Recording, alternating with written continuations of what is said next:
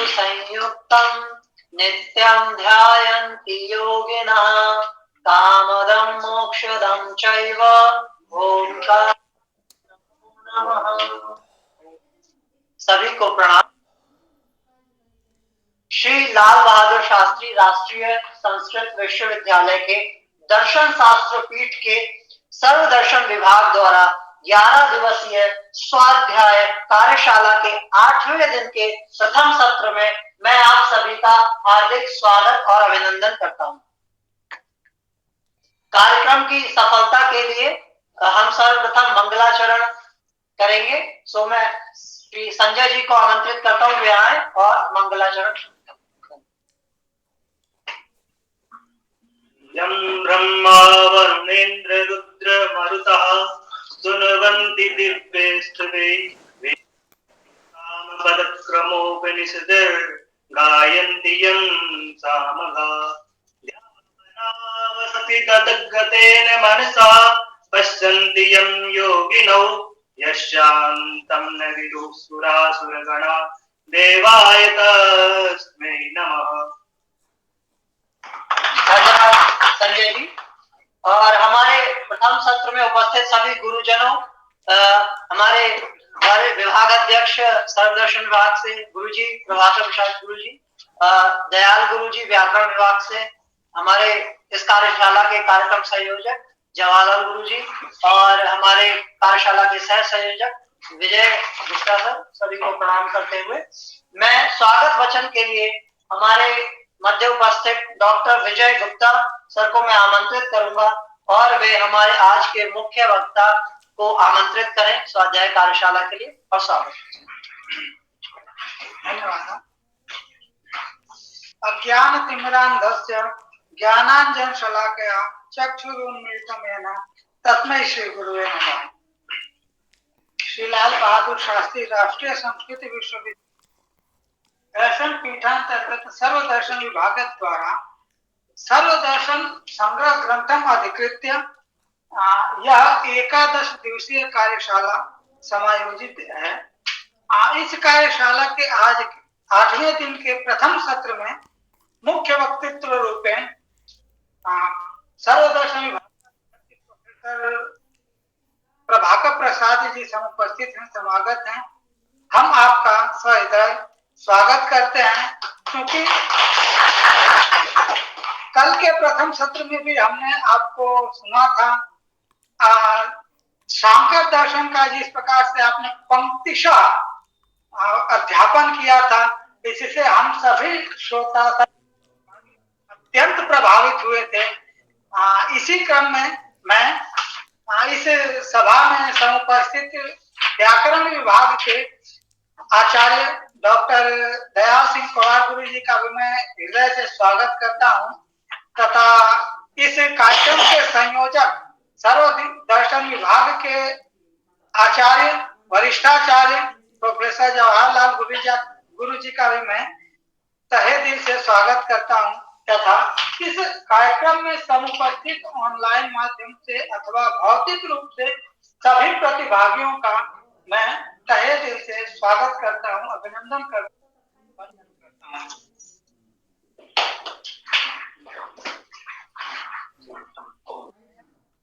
प्रथम सत्र के हमारे मुख्य वक्ता गुरुजी को मैं आमंत्रित करता हूँ, निवेदन करता हूँ कि वे आज का स्वाध्याय ओम ब्रह्मणस्पते त्वमस्य यन्ता सूक्तस्य बोधिकनायं च जिन्वा विश्वन्ति देवा सहद्वारेण विदधे सुवीराः यं वैश्वसन्तमनुविश्वसजस्वसन्ति यञ्चे कितानमनुचित्तय उच्चकन्ते भूमण्डलं सर्षपायति तस्मै नमो भगवते स्तु सहस्रमूर्धे। सर्वेभ्यो नमो नमः। अद्य अस्माकम् अनुग्रहार्थं समागताः आचार्याः व्याकरण विभागस्य वरिष्ठाः आचार्याः दयासिंह महाभागाः एवं अस्माकं सर्वदर्शन विभागस्य वरिष्ठाः आचार्याः जवाहरलाल महाभागाः एवं सर्वदर्शन विभागस्य सहायक आचार्याः डॉक्टर गुप्त महाभागाः एवं अत्र सभागारे उपस्थिताः सर्वे प्रतिभागिनः तथा आभासीय माध्यमे उपस्थिताः सर्वे प्रतिभागिनः। गतदिने तत्र शाङ्करवेदान्तस्य भूमिकायाः समाप्तिर्जाता। तत्र भूमिकाभागे तत्र अवतरणिकारूपेण शाङ्करवेदान्तस्य कः सम्बन्धः इति विचारः कृतः। एतावता तत्र आरम्भवादः समाप्तः, परिणामवादः समाप्तः, विवर्तवादः आरब्धः। तत्र आरम्भवादः शाङ्करवेदान्तस्य किञ्चित् दूरे अस्ति, अतः आदौ आरम्भवादः निरूपितः। आरम्भवादानन्तरं परिणामवादः शाङ्करवेदान्तस्य निकटे अस्ति इति मत्वा सत्कार्यवादस्य साङ्ख्ययोगदर्शनयोः विचारः कृतः। इदानीं विवर्तवादः आरभ्यते। तत्र गतदिन अध्ययनकाले अस्माभिः परिणामवादिनां साङ्ख्यानां यद् अनुमानमस्ति, चेतन अनधिष्ठितं प्रधानं जगत्कारणं, तस्य घटपटादयाः चेतन अनधिष्ठित प्रधानेन प्रधानकर्तकाः, घटपटादयः चेतनाधिष्ठित प्रधानकर्तकाः सुखदुःखमोहान्वितत्वात् इति तत्र अनुमानं कृतम्। अस्मिन् अनुमाने दोषद्वयं दत्तम्। एकः दोषः विरुद्धो हेत्वाभासः, द्वितीयः स्वरूपासिद्धिः। अवगतम्? अतः एतत् सर्वं ज्ञातमेव, अतः पुनः पृष्ठपेषणं मा भवति मत्वा अग्रे गच्छामि। हिंदी भाषा स्वीकर्तव्यश्च विवर्तवादः। इस प्रकार इन्होंने परिणामवाद में दोष दिया है कि परिणामवाद की आप सिद्धि नहीं कर सकते। परिणामवाद में प्रधानम की प्रवृत्ति मानना पड़ता है, प्रधानम भोगार्थम प्रवर्तते अथवा मोक्षार्थम, ये सब विकल्प उठा के परिणामवाद का खंडन किया। अब स्वीकर्तव्यश्च विवर्तव, आप मानो, आपके मत में क्या मानना चाहिए? विवर्तवाद। विवर्त परिणाम में क्या अंतर है? हाँ, सतत्वतोऽन्यथा प्रथा विकार इत्युदीरितः, अतत्वतोऽन्यथा प्रथा विवर्तयितः। मृत्तिकायाः परिणाम, मिट्टी का परिणाम घड़ है, या घड़ भी सत्य है, मिट्टी भी सत्य है, इसलिए घड़ मिट्टी का परिणाम माना जाता है। परंतु शुक्तिका में रजत दिखता है, सीप में चांदी दिखता है, और चांदी विवर्त माना जाए। वस्तुतः चांदी है ही नहीं, वहां सीप रज्जु सर्पा रज्जु पड़ा है और सांप जैसे दिखता, इसलिए अतत्व तो अन्यथा पता, तत्वतः नास्ति तथापि भासते, अतः अयं विवर्तः। विवर्तः भ्रमः अध्यासः मिथ्या, एतत् सर्वं पर्यायपदेन वक्तुं शक्यते। स्वीकर्तव्यश्च विवर्तवादः, इन्होंने कहा, प्रतिज्ञा किया। अब परिणामवाद में जो प्रश्न उठाया, उसी प्रकार विवर्तवाद में भी प्रश्न उठाएंगे। ननु जीव जडयोः सारूप्याभावेन चिद् विवर्तत्वं प्रपंचस्य न संपरिपद्यते इति प्राग अवादिष्मेति चेत। पहले इन्होंने दोष दिया था, सारूप जब भ्रम होता है, यही भ्रम होता है, वह सारूप्य चाहिए। जैसे सीप भी चमकता है, सीप मैंने समझ गया नहीं, तो शुक्ति समुद्र के किनारे में शुक्ति, वो भी चमकता है, चांदी भी चमकता है, इसलिए सारूप्य होने से सीप में चांदी का भ्रम होता है, चांदी का, इसलिए चांदी सीप का विवर्त माना जाता है।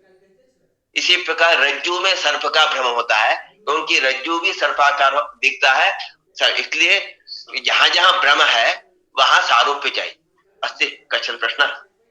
हाँ, यहाँ यहाँ सारूप्य, वहां सारूप्य है वही भ्रम होता है, सारूप्य के बिना भ्रम नहीं होता है।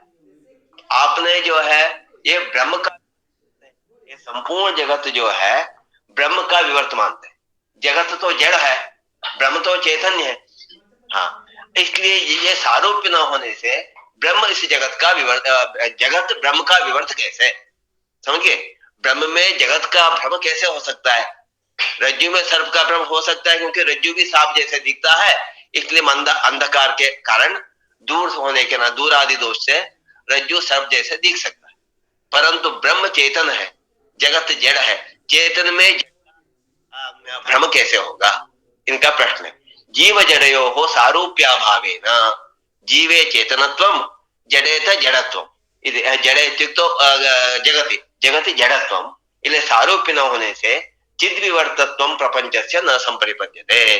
प्रपंच चिद माने ब्रह्म चिद ये सब पर्यायवाचक। वेदांत वेदांत में कभी कभी ब्रह्म, क्योंकि जीवो ब्रह्मेव नापरः सिद्धांत है, इसलिए जो है ब्रह्म विवर्तः प्रपंच ये भी कहा जाता है, जीव विवर्तः प्रपंच ये भी कहा जाता है, चिद विवर्तः चैतन्यम सर्वत्र एकमेव जीवस्यापि चैतन्यत्वम ब्रह्मणोपि चैतन्यत्वम अतः चैतन्यस्य विवर्तः इति अंगीक्रियते। इसलिए इनकी यह शंका है कि चिद विवर्तत्वम प्रपंचस्य न संपरिपद्यते। चिद माने चेतन, जीव का विवर्त जगत नहीं हो सकता है। इति प्राग अवादिष्म, प्राग कहाँ कुत्र अवादिष्म, सांख्य प्रकरण निरूपणावसरे सांख्य योग में विवर्त का खंडन करके परिणामवाद को सिद्ध किया है। उस समय इन्होंने कहा है कि ये ठीक नहीं, इसलिए परिणाम विवर्तवाद सही रही, परिणामवाद मानना चाहिए। सांख्य प्रकरण इन्होंने सिद्ध किया था।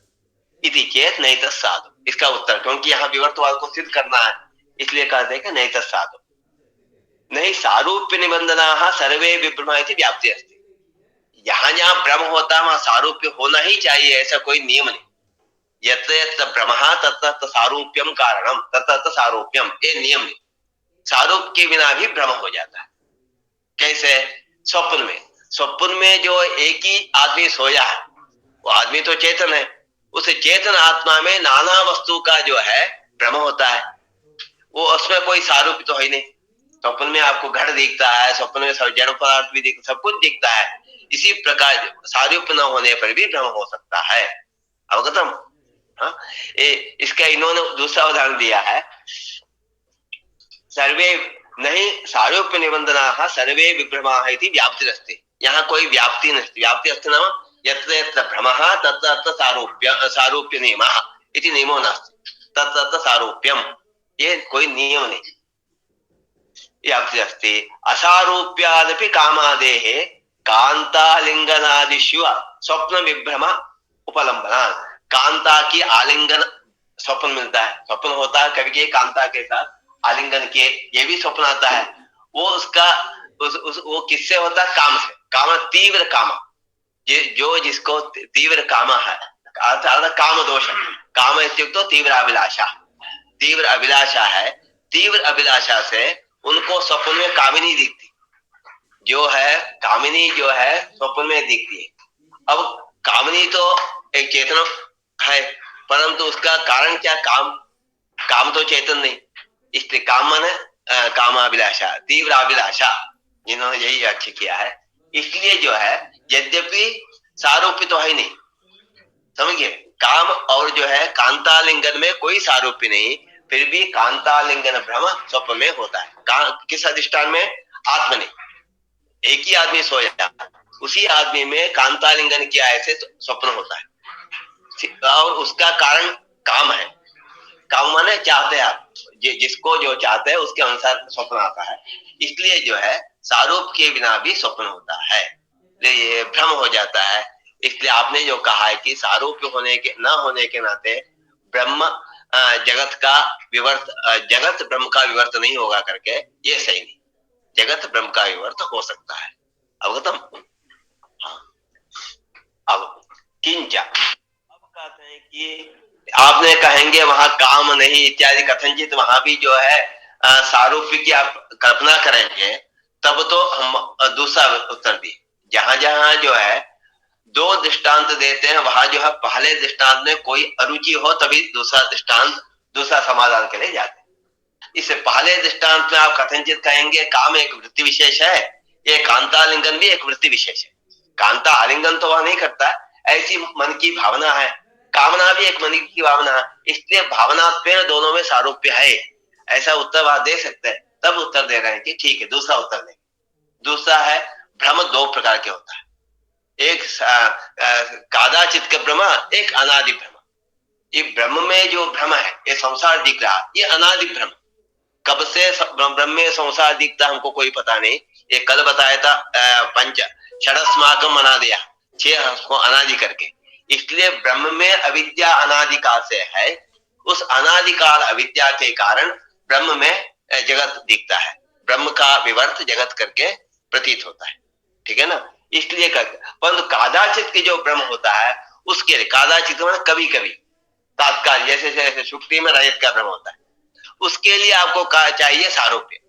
क्यों? अन्यथा सुक्ति में सर्प का भ्रम नहीं होता, सुक्ति में रजत का ही भ्रम होता है, रज्जु में ही सर्प का भ्रम होता है। क्यों? सारूप्य। इसलिए कादाचित भ्रम जो होता है, तात्कालिक जो भ्रम होता है, कभी कभी भ्रम होता है, उसमें सारूप्य चाहिए।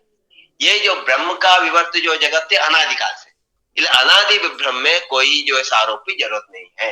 अनादिकाल से ब्रह्म का ये विभ्रम रूपी जगत चल रहा है, ठीक है। इस प्रकार इन्होंने किंच कादाचित के विभ्रमे सारूप्यापेक्षा न अनादि अविद्या निबंधने प्रपंचे। इसका कारण अविद्या, अनादिकाल की अविद्या के द्वारा ये जो है प्रपंच दिखता है ब्रह्म में। ब्रह्म में जगत है ही नहीं, फिर भी दिखता है। तद अवोचद आचार्य वाचस्पति, इसमें जो है वाचस्पति मिश्र भामतीकार का यह पता है ना, भामती प्रस्थान के बारे में ज्ञानम अस्ति? हाँ, बताओ भामती प्रस्थान के प्रणीतम? हाँ, वाचस्पति। अद्वैते कति प्रस्थानानि सन्ति? ये मोटे, हाँ, चत्वारि, 3 प्रस्थानानि सन्ति, क्योंकि छात्राणां ये प्राधान्य, इसलिए 3 प्रस्थान, 3 प्रस्थान है। हाँ, एक भामती प्रस्थानम, एक पंचपादिका प्रस्थानम, एक वार्तिक प्रस्थान। उसमें भामती प्रस्थान और वार्तिक प्रस्थान और पंचपादिका प्रस्थान, इनमें जो है मेन अंतर जो है अवच्छेदवाद भामती प्रस्थान, अवच्छेदवाद भामती प्रस्थान है, प्रतिबिंबवाद विवरण प्रस्थान है। पंचपादिका प्रस्थान को विवरण प्रस्थान भी कहते। पंचपादिका प्रस्थान केन आरब्धम? पद्मपादाचार्य से। हाँ, एक मोटा मोटा इसको तो याद रखे, पद्मपादाचार्य जी ने पंचपादिका लिखा, पंचपादिका। उस पंचपादिका के ऊपर जो है प्रकाशात्मयुति विवरण लिखा, इसलिए उस प्रस्थान को दोनों कहा जाता है, पंचपादिका प्रस्थान भी कहता है, विवरण प्रस्थान भी कहता है। विवर्ण प्रस्थान प्रतिबिंबवाद को मानता है, यथा वेदांत छात्रा भी संति, वो प्रतिबिंब प्रस्थान। और सुरेश्वर आचार्य जी जो है तृतीय है, वार्तिक प्रस्थान है। हाँ, इनके अनुसार आभासवाद है। इस प्रकार अवच्छेदवाद, प्रतिबिंबवाद, आभासवाद वादत्रयम् शांकर वेदांते प्रसिद्धम। इसलिए वहां भामतीकार ने इसको बताया, भामतीकार की पंक्ति। माधवाचार्य जी ने तीनों मिलाकर लिखे, किसी एक की पक्षपात नहीं किया है। इन्होंने कहीं के वाचस्पति मिश्र जी की उल्लेख की है, कहीं के विवरणाचार्य जी का, कहीं के जो है वार्तिकार जी का। इसलिए भामतीकार के अनुसार इसको बता सिद्ध कर, दो प्रकार के भ्रम होता है। अनादि भ्रम, उसके लिए कोई सारूप्य की जरूरत नहीं, जो कादाचित का भ्रम, वहां सारूप्य की जरूरत है। विवर्तस्तु प्रपंचोयम ब्रह्मणो अपरिणामिनः, ब्रह्म में कोई परिणाम तो है नहीं, अपरिणामी है। ब्रह्म परिणामी मानने पर क्या दोष है? कोई बताए? ये पाठ तो आपको बहुत दिन रोज ही हो रहा है। ब्रह्म को हाँ, अनित्यत्वापत्ति, ब्रह्म को परिणाम मानने पर अनित्यत्वापत्ति है, इसलिए ब्रह्म को अपरिणामी, अपरिणामी होने से प्रपंच ब्रह्मणः विवर्तः, ये अनादि, अनादि वासनोद्भूतो न सारूप्यम अवेक्षते। ये अनादिकाल से होने के नाते इसके कोई सारूप्य की जरूरत नहीं, सारूप्य के बिना भी ब्रह्म में जगत का विभ्रम हो सकता है। तदेत सर्वं वेदांत शास्त्र परिश्रमशालिनाम सुगमम घटंच, ये सब जो है जो वेदांत शास्त्र पढ़ते हैं उनको अत्यंत सरल रूप से ज्ञान हो जाएगा। अब हाँ, सुघटम करके बताओ, उनके लिए कोई दिक्कत नहीं, इसका सम्यक रूपेण अर्थावबोधो भवति। अब बताए वेदांत शास्त्र क्या है। अब वेदांत शास्त्र का इन्होंने विवेचन किया है, क्या किमिदम वेदांत शास्त्रम। वेद पहले सामान्य वेदांत तो सब जानते हैं, वेदांत नाम उपनिषद प्रमाण, उपनिषद को ही वेदांत कहते हैं। वेदानाम अंतः सिद्धांतः चरमो भागो वा तच्च वेदांत शास्त्रम चतुर्लक्षणम। वेदांत शास्त्र जो है, अच्छा हाँ, इसमें 4 अध्याय, लक्षण नाम अध्याय वेदांत शास्त्रम चतुर्लक्षण भगवता बादरायणेन प्रणीतस्य वेदांत शास्त्रस्य अब पहले इन्होंने जो है अनुबंध बता रहे, अनुबंध चतुष्टय वेदांत शास्त्र का क्या है बता रहे, अनुबंध चतुष्टय विषय क्या है, वेदांत शास्त्र का विषय क्या है, प्रयोजन क्या है और जो है संबंध अधिकारी क्या है। भगवता बादरायणेन प्रणीतस्य वेदांत शास्त्रस्य प्रत्यक ब्रह्मैक्यम विषयः इति शंकराचार्याः प्रत्यपीपदन्। शंकराचार्य ने मानते हैं, शंकराचार्य ने प्रतिपादन किया है कि प्रत्यक ब्रह्मैक्यम जीवाभिन्न ब्रह्म ही वेदांत शास्त्र का विषय। हाँ, ये विषय है। इसी विषय का अब प्रयोजन आदि अपने आप ही सिद्ध हो जाएगा। आगे इसका डिटेल विवेचन करेंगे, विषय की सिद्धि होगा अथवा प्रयोजन सिद्ध है, ये विवेचन आगे आएगा। सामान्यतः प्रयोजन क्या, ब्रह्म ज्ञानम प्रत्यक ब्रह्मैक्य ज्ञानम प्रयोजनम तज्ज्ञानाद मोक्षः, ब्रह्म ज्ञानाद मोक्षः, इसलिए जो प्रयोजन हो गया मोक्षः।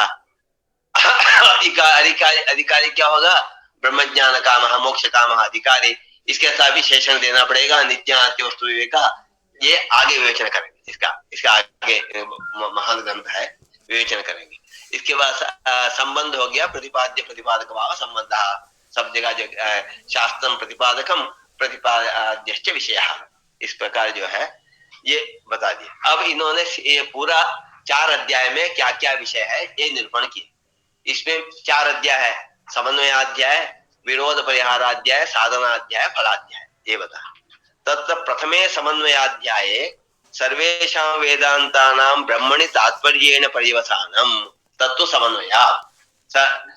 सभी वेदांत जो है ब्रह्म में ही तात्पर्य है, तात्पर्येण, क्योंकि कर्म में तात्पर्य करके पूर्वमीमांसक कहते हैं। पूर्वमीमांसक कहते हैं कि वेदा ही यज्ञार्थम यह प्रवृत्ता, सभी वेद यज्ञ याग आदि विधान करने के लिए यजेत स्वर्ग कामः न कलंजम बक्षीता, यदि विधि निषेध में ही वेद का तात्पर्य है। हाँ, ऐसे पूर्व मीमांसक मानते हैं।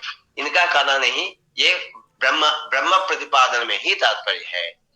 इसलिए कह दिया कि तत्त प्रथमे समन्वयाध्याय, समन्वया नाम वेदांत वाक्यानां समन्वये कृते सति ब्रह्म सिद्धिर्भवति, इसलिए इसको नाम का समन्वयाध्याय। वेदांत वाक्यों में जो परस्पर विरोध है इसका इन्होंने यहाँ परिहार करके ब्रह्म तात्पर्य कैसे करके पूरा प्रथमाध्याय में बताया गया। सर्वेषां वेदांतानां ब्रह्मणि तात्पर्येण पर्यवसानम, ये प्रथमाध्याय। द्वितीय अविरोधाध्याय, द्वितीय हो गया अविरोधाध्याय। यावत पर्यंत जो है अब मैं जो कह रहा यही सही है, ये कैसे सिद्ध करेंगे, दूसरे का काटेंगे नहीं। दर्शक दूसरे के साथ विरोध नहीं, दूसरे के साथ विरोध हो तो प्रमाण नहीं होगा। जो प्रमाण क्या होगा, अनधिगतम अबाधितम, अबाधित ज्ञानम प्रमाण। और दूसरे ने इसको गलत कहा है, ब्रह्म तो है ही नहीं है, आप कैसे कर दिए, प्रधान ही जगत का कारण है, परमाणु है जगत का कारण, इत्यादि जो विरोध हो जाएगा तो उसका कथन करेंगे। इसलिए विरोध का परिहार करेंगे। सांख्य आदि क्योंकि तर्क विरोधित्वा, तर्क का विरोधी होने से सांख्य आदि मत समीचीन नहीं है।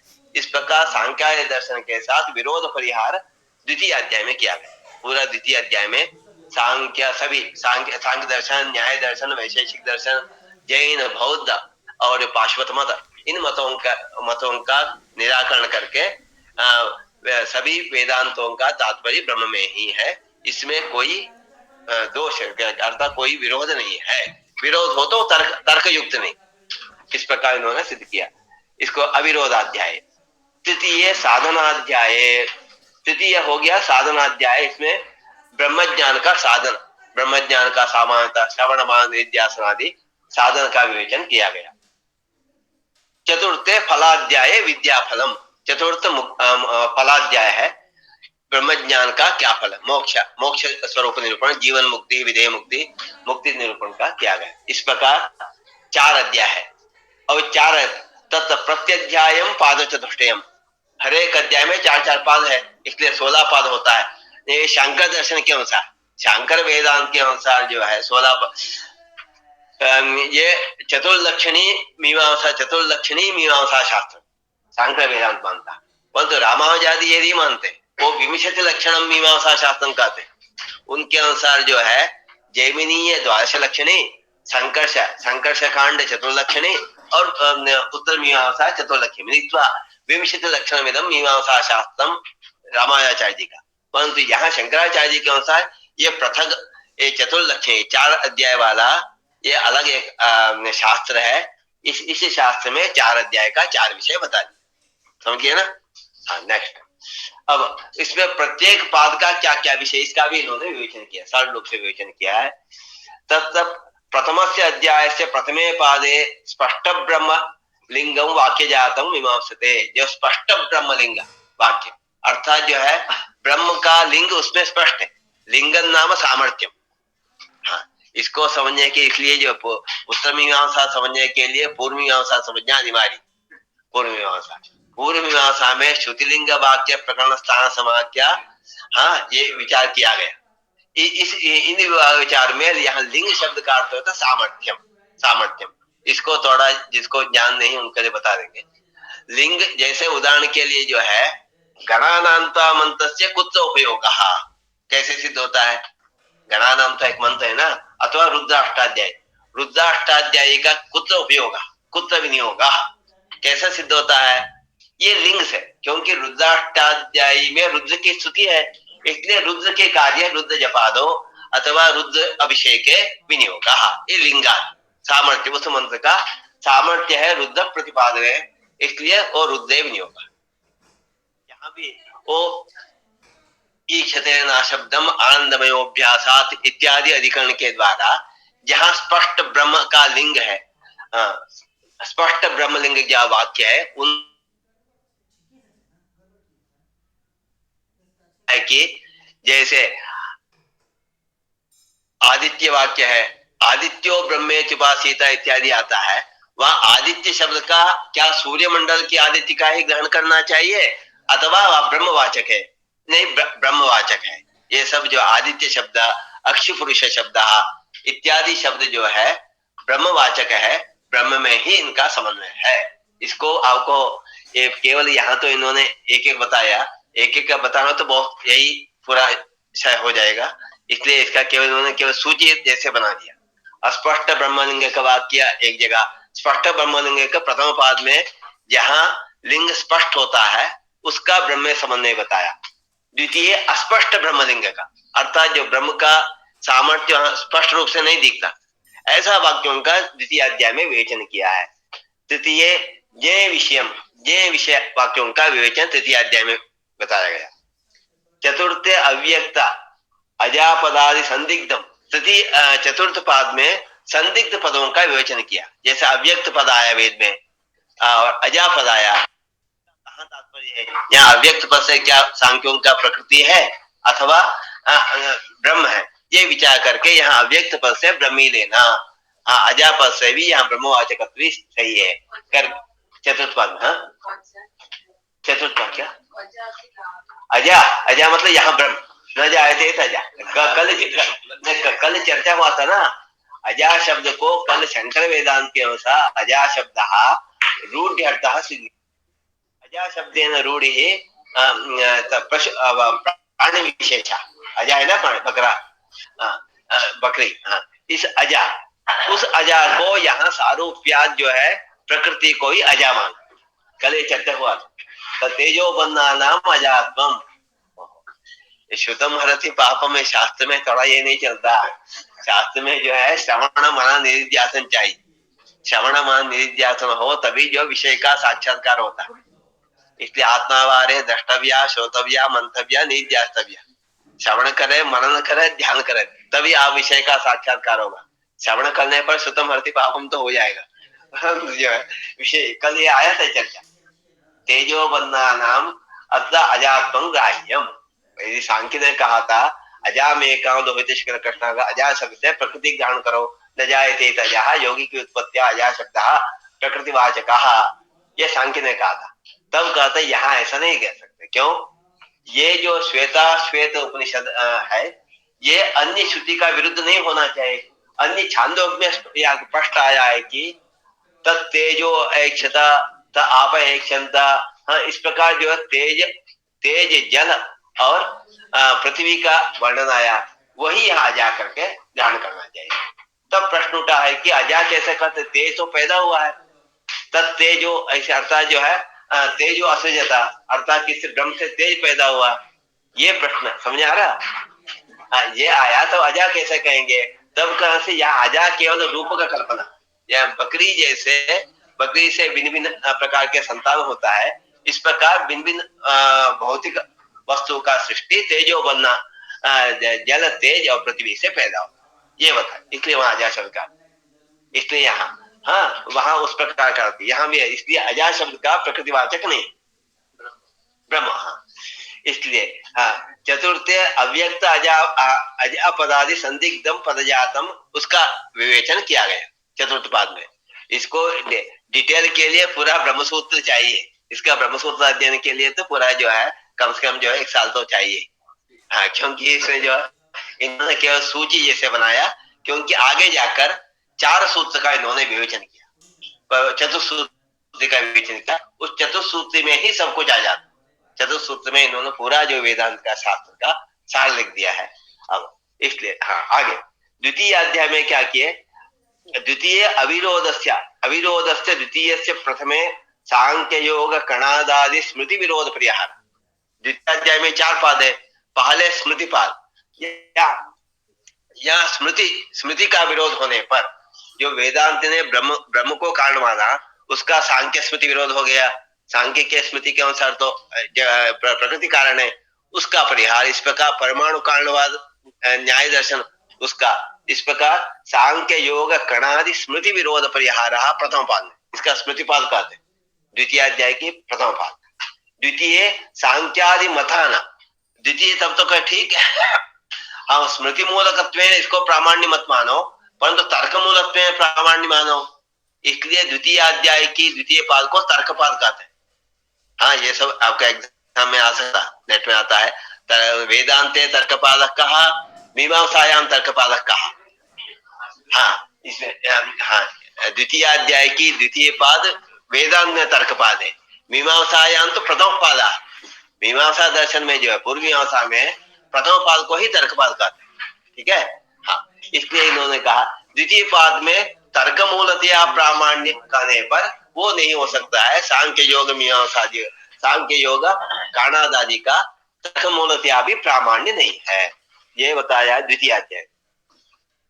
और तृतीय पंचमहाभूत श्रुतीनाम जीव श्रुतीनाम च परस्पर विरोध परिहार, अर्थात जो कहीं कहीं आकाश अजायता लिखा, कहीं कहीं आकाशानोत्पद्यते, जैसे उदाहरण के लिए छांदोग्य में तेजो असृजता करके तेज की उत्पत्ति बताया, आकाश की उत्पत्ति नहीं बताया, परंतु तैत्तिरीय में बताया है कि तस्माद् वा एतस्माद् आत्मनः आकाश संभूता, आकाश की उत्पत्ति बताया। इस प्रकार विरोध होने पर इसका परिहार कैसे किया जाए, क्या आकाश की उत्पत्ति माना जाए अथवा न माना जाए, ये विवेचन जो है तृतीय पाद में द्वितीय अध्याय की तृतीय पाद में किया गया है।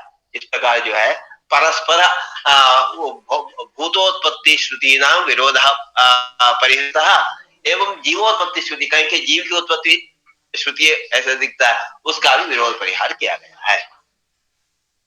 चतुर्थ लिंग शरीर श्रुति नाम विरोध परिहार, चतुर्थ में जो है लिंग शरीर, सप्तदश एकम लिंगम करके जो है जो सूक्ष्म शरीर है, सूक्ष्म शरीर में मन आदि का मन का क्या स्वरूप है इत्यादि विवेच, इंद्रियों का क्या स्वरूप है, हाँ इंद्रियाणाम भौतिकत्व अथवा अभौतिकत्व, ये सब विचार जो है चतुर्थ द्वितीय अध्याय की चतुर्थ पाद में।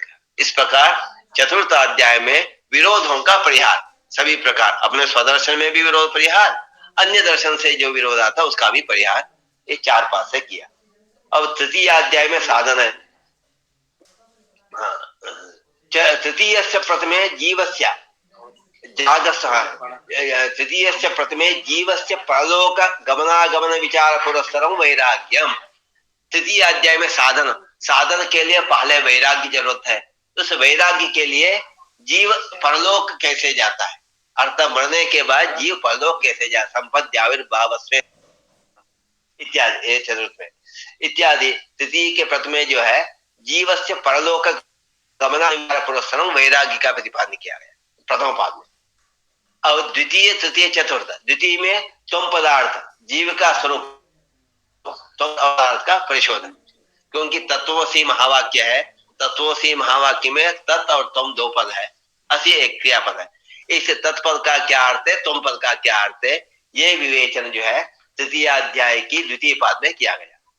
तृतीय और तृतीय में सगुण विद्या का सगुणोपसंहार रहा, जैसे सगुण विद्या का विवेचन किया गया है, सगुण विद्या का, इसको मीमांसा पाद कहते हैं। तृतीय अध्याय की जो तृतीय पाद को मीमांसा पाद, मीमांसा कौन के अनुसार सर्व शाखा उपसंहार न्याय, एक शाखा में उपासना संदर्भ जो नहीं है दूसरा शाखा से लेना है, इस प्रकार सभी शाखाओं को, भिन्न भिन्न शाखाओं को उपसंहार करके सगुण उपासना का विचार किया गया है। इसलिए और चतुर्थ में निर्गुण ब्रह्म विद्याया बहिरंग अंतरंग आश्रम यज्ञ समाधि साधन जातम। निर्गुण ब्रह्म विद्या का जो बहिरंग साधन अंतरंग साधन है इत्यादि आश्रमों का वर्णन अर्थात संन्यास आश्रम का इन्होंने सिद्ध किया है। क्योंकि पूर्व मीमांसा के अनुसार जो है संन्यास आश्रम नहीं था, केवल 3 ही आश्रम था, इन्होंने संन्यास आश्रम को भी सिद्ध किया है। इस प्रकार जो है आश्रम आदि विचार, यज्ञ याग आदि विचार जो है तृतीय चतुर्थ, इस प्रकार लास्ट में चतुर्थ पाद में बताया। ये तृतीय अध्याय की 4 पाद हो गया। इसके बाद चतुर्थस्य प्रथमे, चतुर्थ अध्याय की प्रथम पाद में ब्रह्म साक्षात्कारेण जीवतः पाप पुण्य क्लेश वैधुर्य लक्षणा मुक्ति, हाँ अर्थात जो है जीवन मुक्ति के बारे में बताया।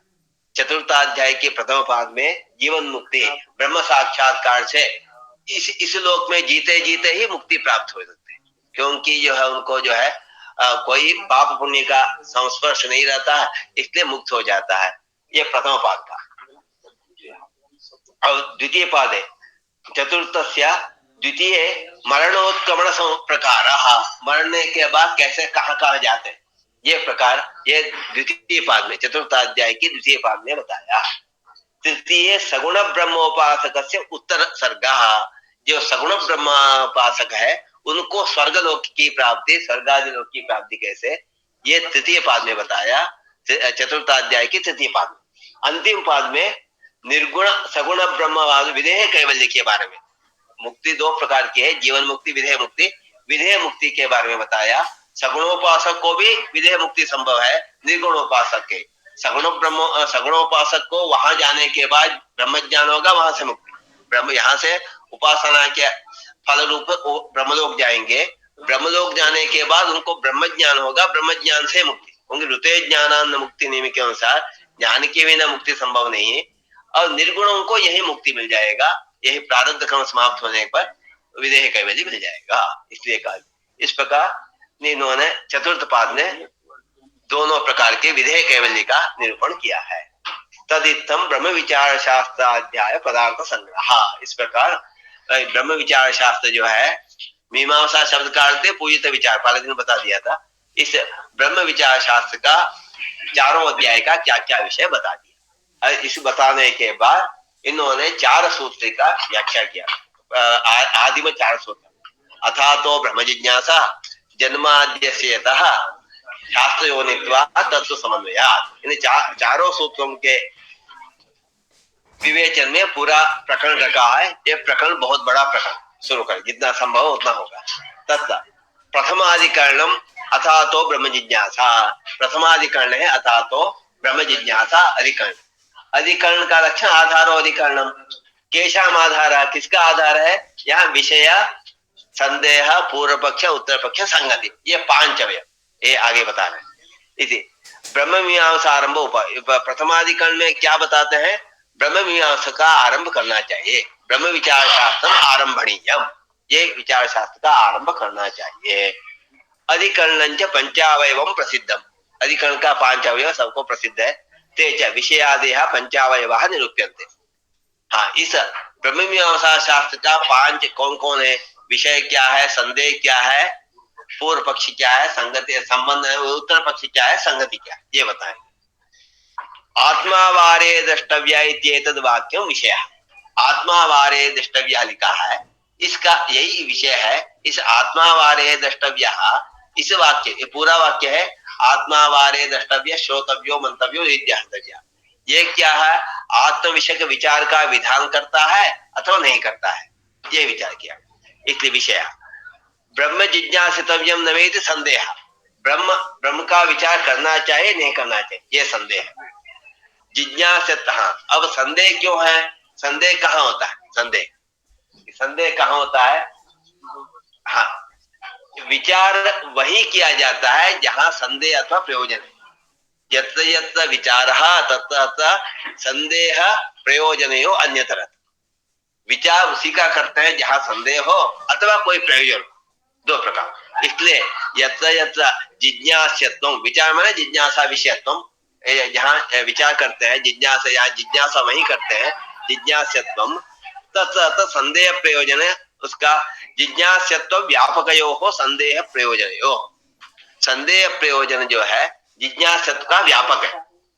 अर्थात जो है यत्र यत्र जिज्ञासत्वम, जिज्ञासत्व हो गया व्याप्य, उसका साध्य हो गया संदेह प्रयोजन अन्यत्र।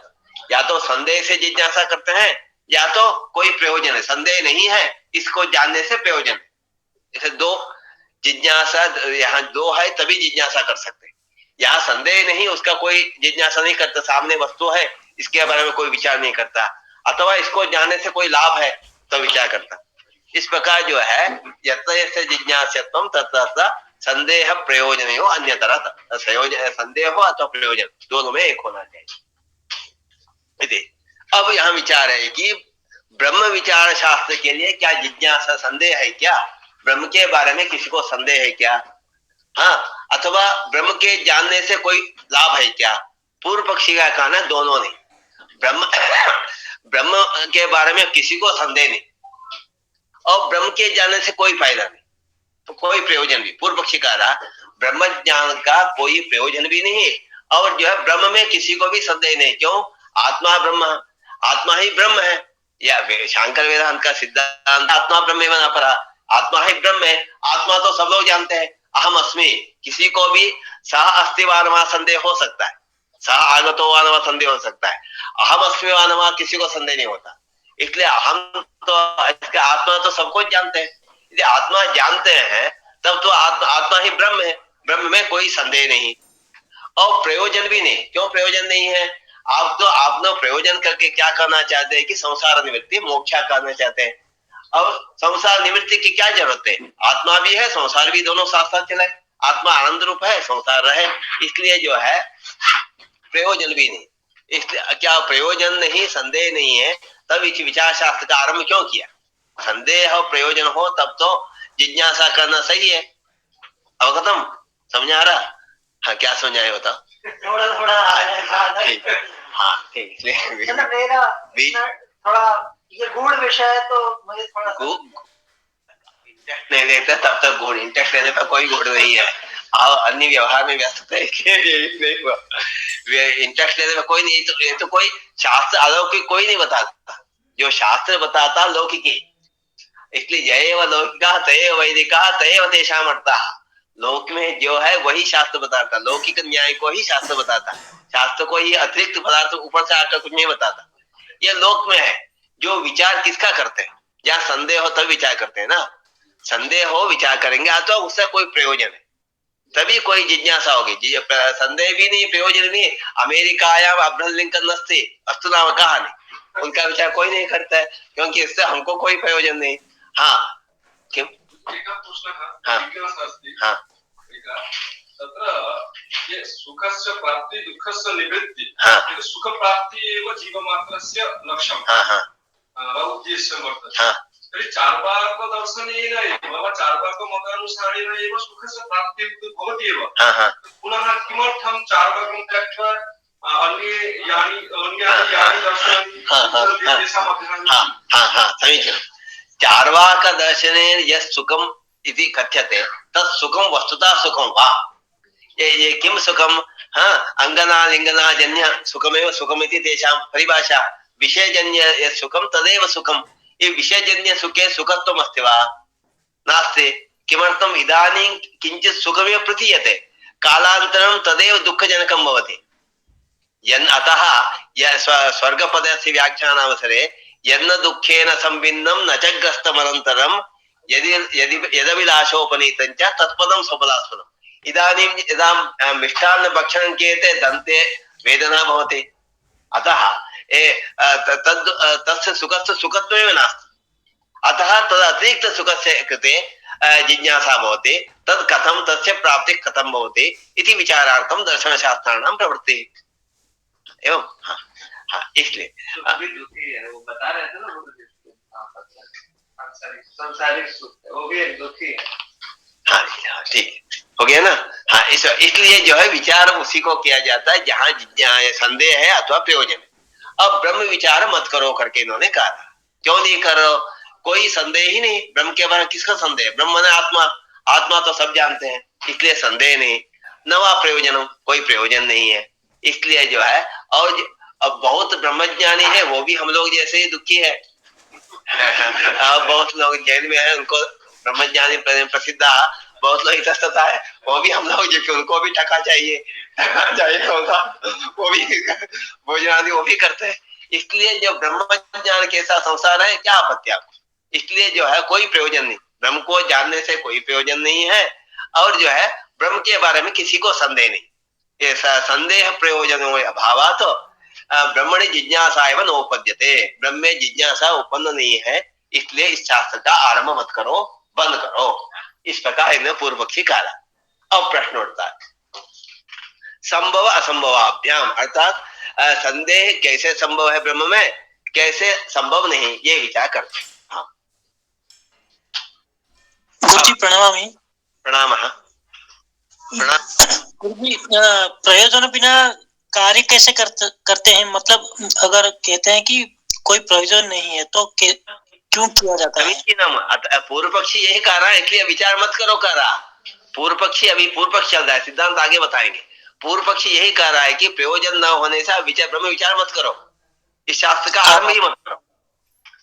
यथा पूर्व मीमांसा में भी ये विचार पूर्व मीमांसा में भी आया, उत्तर मीमांसा में, वहां भी जो है धर्म का विचार मत करो। पूर्व पक्षी यही कहेंगे, धर्म का विचार करने की कोई जरूरत नहीं। हाँ, धर्म में कोई जो है संदेह ही नहीं। हाँ, इसलिए उसी प्रकार यहाँ भी जो है ब्रह्म का विचार मत करो। अतः एतत् शास्त्रम नारंभणीयम, पूर्व पक्षी यही कह रहा, इस शास्त्र का आरंभ ही मत करो। ठीक है, अवगतम? हाँ गुरुजी अवगतम। हाँ, धन्यवाद। हाँ, धन्यवाद। अब कहते हैं कस्येदम जिज्ञास्यत्वम। अब अथा तो ब्रह्म जिज्ञासा, इस सुनते क्यों? गुरुभः एकः प्रश्नः अस्ति मम। जिज्ञासा बाद में लेंगे। तो मैं ऑनलाइन उपस्थित सभी मित्रों से निवेदन करना चाहूंगा, जिज्ञासा बाद में लेंगे ताकि पहले अध्ययन हो जाए। इसीलिए धन्यवाद। परंतु शास्त्र ग्रंथे आयन न्याय न चलती। शास्त्र अध्याय में ये नहीं चलता। हम लोग ही जब पढ़ते थे तब बीच में अपने आप पंक्ति में प्रश्न तो उठता ही, ये प्रश्न नहीं उठता मतलब वो सज्जन है। सज्जन करके बैठ के जा रहे हैं। ठीक बात सही है, वो सेमिनार में वो चलता, वो सेमिनार में वो नियम ठीक है। शास्त्र अध्ययन में ये नहीं चलता। किसी पंक्ति में किसी का संदेह व्यक्त करना चाहिए तभी है, न हो तो जो है कह सकते श्रुतम वरति पापम, इनकी उपस्थिति है। इसलिए अब अथा तो ब्रह्म जिज्ञासा का पहले सामान्य रूप से अर्थ बताएंगे। अथ शब्द का यहाँ आनंतर्यार्थ। किसके आनंतर्य मतलब शंकराचार्य जी के अनुसार नित्यानित्य वस्तु विवेक, इहा मूत्रार्थ फल भोग विराग, क्षमादि षटकम मुमुक्षुत्वम। ये चार होने के बाद अर्थात जिसको नित्य क्या है अनित्य क्या है ये आपाततः जिसको पता है, जो वेद पढ़ा, क्योंकि वेदाध्ययन किया जो वही इसको अधिकार। स्वाध्यायाध्ययनानंतर्यंतु समानम। पूर्व मीमांसा भी वही पढ़ सकता है जो वेदाध्ययन किया, उत्तर मीमांसा भी वही पढ़ सकता है वेदाध्ययन किया। वेदाध्ययन करने के समय वेदाध्ययन करते करते उन्होंने वेद में देखा कहीं कि आत्म शब्द आया, ब्रह्म शब्द आया, असल किन तद ब्रह्म, कौन आत्मा, आत्मा क्या है इत्यादि जिज्ञासा। हाँ, इसलिए जो है नित्यानित्य वस्तु विवेक आपातता जानता विशेषता जानने के लिए नित्यानित्य वस्तु विवेक इस शास्त्र के द्वारा जाना जाएगा, नित्यानित्य वस्तु विवेक का। और वैराग्य भी चाहिए, वैराग्य नहीं हो तो लौकिक कोई किताब पढ़ेंगे, इंजीनियर बनेंगे, डॉक्टर बनेंगे, ये दर्शन क्यों पढ़ेंगे? इसलिए यह अमुत्रार्थ फलम हो गए विराग, ये इस लोक की पुण्य परलोक की, इस लोक की जो है अर्थादि प्राप्ति परलोक के लिए जिसका वैराग्य है। अब समाधि, वेदांत तो वही समझ सकता है समाधि, क्षमा दमा उपरति तितिक्षा श्रद्धा समाधान, ये साधना षट के जो है इसका निरूपण आगे इन्होंने स्वतः ग्रंथकार बताएंगे। ये साधना चाहिए। इसके बाद मुमुक्षा, जो मोक्ष की जिसका इच्छा है वही इसका अधिकारी है। अथ शब्द का अर्थ ये साधन चतुष्टय की प्राप्ति के बाद अनंतरम, अतः क्योंकि ब्रह्म ज्ञानादि मोक्षा, ब्रह्म विचार से ही मोक्ष मिलता है, इसलिए ब्रह्म का विचार करना चाहिए। ब्रह्म विचार से ही मोक्ष मिलता है, इसलिए विचार करना चाहिए। इसमें बहुत रहस्य छिपा है, क्योंकि जो है शंकराचार्य जी ने पहले एक अध्यास भाष्य लिखे। अध्यास भाष्य सूत्रारूढ़ है या नहीं, सूत्र में कहीं कहा नहीं, सूत्र में तो ब्रह्म का विचार करो कह दिया है, वहां तो अध्यास के बारे में जगत मिथ्या कुछ नहीं बताया। और कोई भी एक सूत्र नहीं है कि जगत मिथ्या कहने वाला। ब्रह्म सूत्र में कहीं ऐसा सूत्र स्पष्ट नहीं है कि जगत मिथ्या, ऐसे सूत्र नहीं है। तब शंकराचार्य अध्यास आदि का निरूपण क्यों किए? तब कहता है कि ब्रह्म जिज्ञासा करने पर ब्रह्म का ज्ञान के लिए विचार करना चाहिए। उसका प्रयोजन क्या? ब्रह्म ज्ञान होगा। ब्रह्म ज्ञानम अस्य शास्त्र से प्रयोजन से धर्म विचार, धर्म जिज्ञासा कर्तव्य करने पर उसका प्रयोजन धर्म ज्ञान होता है। इस प्रकार ब्रह्म जिज्ञासा करने से उसका प्रयोजन ब्रह्म ज्ञान होगा। ब्रह्म ज्ञान कैसे प्रयोजन होगा? अविद्या, ज्ञान केवल अविद्या को हटा सकता है, ज्ञान के द्वारा वस्तु की निवृत्ति नहीं होता। ज्ञान जो है असत्य का, अविद्या कल्पित का ही ज्ञान से निवृत्ति हो सकता है। ज्ञान के द्वारा सत्य वस्तु की निवृत्ति नहीं होगा। हमको घट ज्ञान हुआ, घट की निवृत्ति नहीं होगा।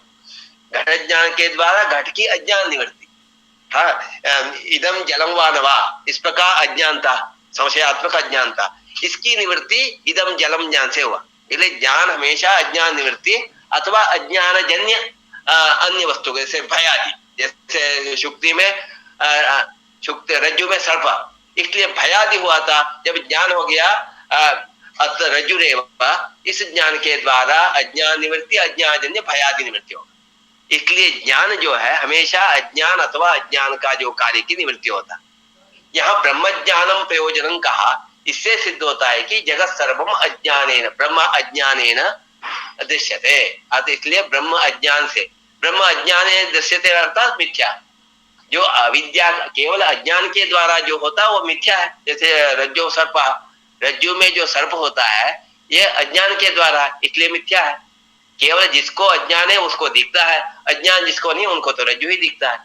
इस प्रकार इन्होंने जो है ब्रह्म ज्ञानम जब प्रयोजन कहा, इससे ही सिद्ध होता है कि अयम प्रपंच आविद्य का, अविद्या के द्वारा, अज्ञान के द्वारा यह प्रपंच का भान हो रहा है।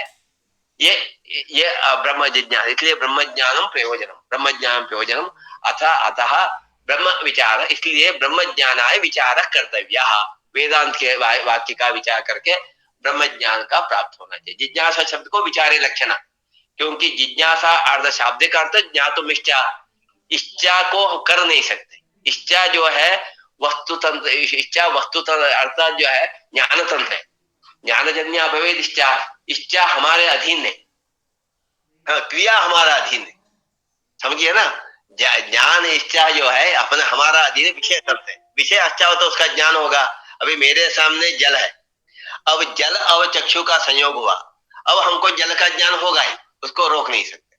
पर जल का पिए ना पिए ये मेरा अधीन है, हम जल नहीं पिए बाद में पिएंगे, इसलिए क्रिया अस्मद अधीन है, परंतु ज्ञान और इच्छा अस्मद अधीन नहीं है, विषयनिष्ठ है, विषयनिष्ठ है, समझिए। इसीलिए जो है इन्होंने जिज्ञासा शब्द का कर्तव्य कर नहीं सकते, विचारे लक्षणा ब्रह्म विचार कर्तव्य, ये सूत्र का अर्थ, समझिए। अब यही बता रहे हैं कि यहाँ ब्रह्म जिज्ञासा कर्तव्य का है, इससे जिज्ञास हो गया ब्रह्म। ब्रह्म सबसे ननु कस्येदम जिज्ञास्यत्वम अवगम्यते, किस वो जिज्ञासी जो ब्रह्म क्या है, अहम अनुभव गम्यस्य श्रुति गम्यस्य वा, अहम अहम करके जिसको ज्ञान हो रहा है, आत्मा आत्मा ब्रह्मेति की यते, उसका ही यहाँ जिज्ञासत्व सिद्ध करते हैं। अथवा वेद के द्वारा तंतोपनिषदम पुरुषम पृष्ठामि, उपनिषद के द्वारा जो वेदी जो है ब्रह्म, वो यहाँ जिज्ञास्य है। अथा तो ब्रह्म जिज्ञासा यदि जिज्ञासा सूत्रे जिज्ञास्यम जिज्ञासायाः विषयभूतम किम आत्मतत्वम अहम अनुभव सिद्धम अथवा श्रुत्यैक वेद्यम, ये हम संदेह नाद्य। अब कहते हैं यदि अहम अनुभव गम्य कहेंगे, अर्थात अहम अहम जो प्रसिद्ध हो रहा है जो आत्मा, वही यहाँ जिज्ञास्य कहेंगे, उसमें तो कोई जिज्ञास्य की कोई जरूरत ही नहीं, ये बता रहे हैं। सर्वजनीनेन अहम अनुभवेन इदमास्पद देहादिव्यो विवेकेन आत्मनः स्पष्टम प्रतिभासमानत्वात्। सब लोग जानते हैं कि अहम आत्मा घटपटादयः देहंच देह देह घटपटादयः सर्वम जड़ भूतम, ये सब जानते हैं। इदम काराद हो गया देहादि इदम, क्योंकि मम देहा घट है, देह में इदम कार का प्रयोग होता है। हाँ, मम देहा, आत्मा में अहम होता है, इसलिए अस्मत् शब्दवाच्य है आत्मा। अब युष्म शब्दवाच्य है, अर्थात अस्मत् भिन्न युष्म शब्दवाच्य है देहादि सब कुछ। इसलिए यह प्रश्न हमको प्रतीत हो रहा है, आत्मा का ज्ञान हो रहा है। यदि आत्मा जब प्रकाश हो रहा है, आत्मा का ज्ञान है, तब जिज्ञासा कैसे? आत्मा में कोई संदेह नहीं है, प्रयोजन का बाद में विचार करेंगे, पहले संदिग्ध तो है ही नहीं। ब्रह्म ने संदिग्ध न होने से ब्रह्म का विचार नहीं करना चाहिए। सर्वजनीनेन, सब लोगों को एकदम स्पष्ट हो रहा है कि अहम अनुभवेन, अहम अहम करके अनुभव के द्वारा इदमास्पद देहादिप्यो, इदमास्पद हो गया देहादि, देहादि को अयम अयम देहा देहास्पदिप्यो विवेकेन आत्मनः स्पष्टम प्रतिभासमानत्वात्। अब कहेंगे नहीं, जो हम जो है अनुभव हो रहा है, ये तो देह को विषय करता है, ये तो आत्मा का विषय करता ही नहीं। कहते हैं अहम स्थूला कहते हैं, आत्मा तो दिखता नहीं, अहम स्थूला का, आत्मा तो व्यापक है। सर्वेशा जो मोक्षवादी है मोक्षवादी वैष्णवों को छोड़कर जीवात्मा भी व्यापक है, जीवात्मा व्यापक मानना पड़ता है ना? क्यों? ये तो सबको पता होगा, न्यायाधि इसमें कक्षा में कि मान जो है तीन प्रकार का होता है, या तो अणु मानो, अथवा मध्यम मानो, अथवा व्यापक मानो, या विभु मानना पड़ता है। क्योंकि जो है मध्यम मानने पर अनित्य हो जाएगा, अणु मानने पर जो गंगायाम स्नान करने के समय संपूर्ण शरीर में सुखादि अनुभूति नहीं होगी। इसलिए ठीक, इसलिए आत्मा व्यापक है। आत्मा व्यापक जब है तब अहम स्थूला कैसे कहेंगे? इससे अर्थात जो है अहम शब्दवाची जो है यहाँ आत्मा नहीं है, अहम शब्द से आप देहादि को ग्रहण करते हैं। ये इस प्रकार पूर्व पक्ष आया। ननु स्थूलोहं कृशोहम इत्यादि देहादि धर्म सामानाधिकरण्य अनुभवादो अध्यस्त आत्मवाह देहालंबनोयम अहंकारः। अहंकार से शुद्ध आत्मा का प्रतिपादन नहीं होता है, अहंकार से देह का ही बोध होता है। समझे नहीं? इति चेन ना, कारण सिद्धांत कहेंगे नहीं, अहम पद से आपको आत्मा का ही बोध हो रहा, मानना पड़ेगा। क्यों? बाल्यादि अवस्था से भिन्न परिमाणतया बदरामलकादि वत परस्पर भेदेन शरीर से प्रतिविज्ञान उपपत्ते।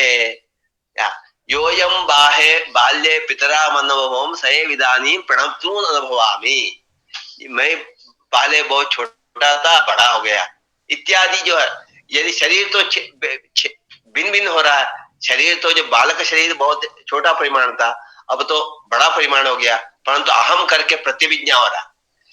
जो बालकाल में जब ऐसा था वैसे अभी भी हो इत्यादि जो प्रतिविज्ञा, इसके द्वारा सिद्ध होता है कि शरीर ही अहम प्रत्यय का ग्रहण मानने पर तब तो सोहम करके प्रतिविज्ञा नहीं होना चाहिए, होता है। इसलिए मानना पड़ेगा अहम शरीर शुद्ध आत्मा का ग्रहण करता है, न तो शरीर का। ठीक है? क्योंकि शरीर का तो एकदम भेद है, बदर आमलकवत। बदर और आमला दोनों अलग है, उसमें जो बदर को कोई आमल नहीं करता है, आमला को जो बदर नहीं करता, क्योंकि दोनों अलग। इस प्रकार ये शरीर, बाल्य शरीर अलग है, वृद्ध शरीर अलग है, युवा शरीर अलग है। शरीर भेद होने पर भी तब तो अहम नहीं होना चाहिए था, होता है। इसलिए मानना पड़ेगा अहम अनुभव गम्य आत्मा ही है। इससे क्या लाभ है? संदिग्ध तो नहीं होगा। ये पूर्व पक्षी को यही सिद्ध करना, या जो है आत्मा में ब्रह्म में कोई संदेह नहीं है। ठीक है।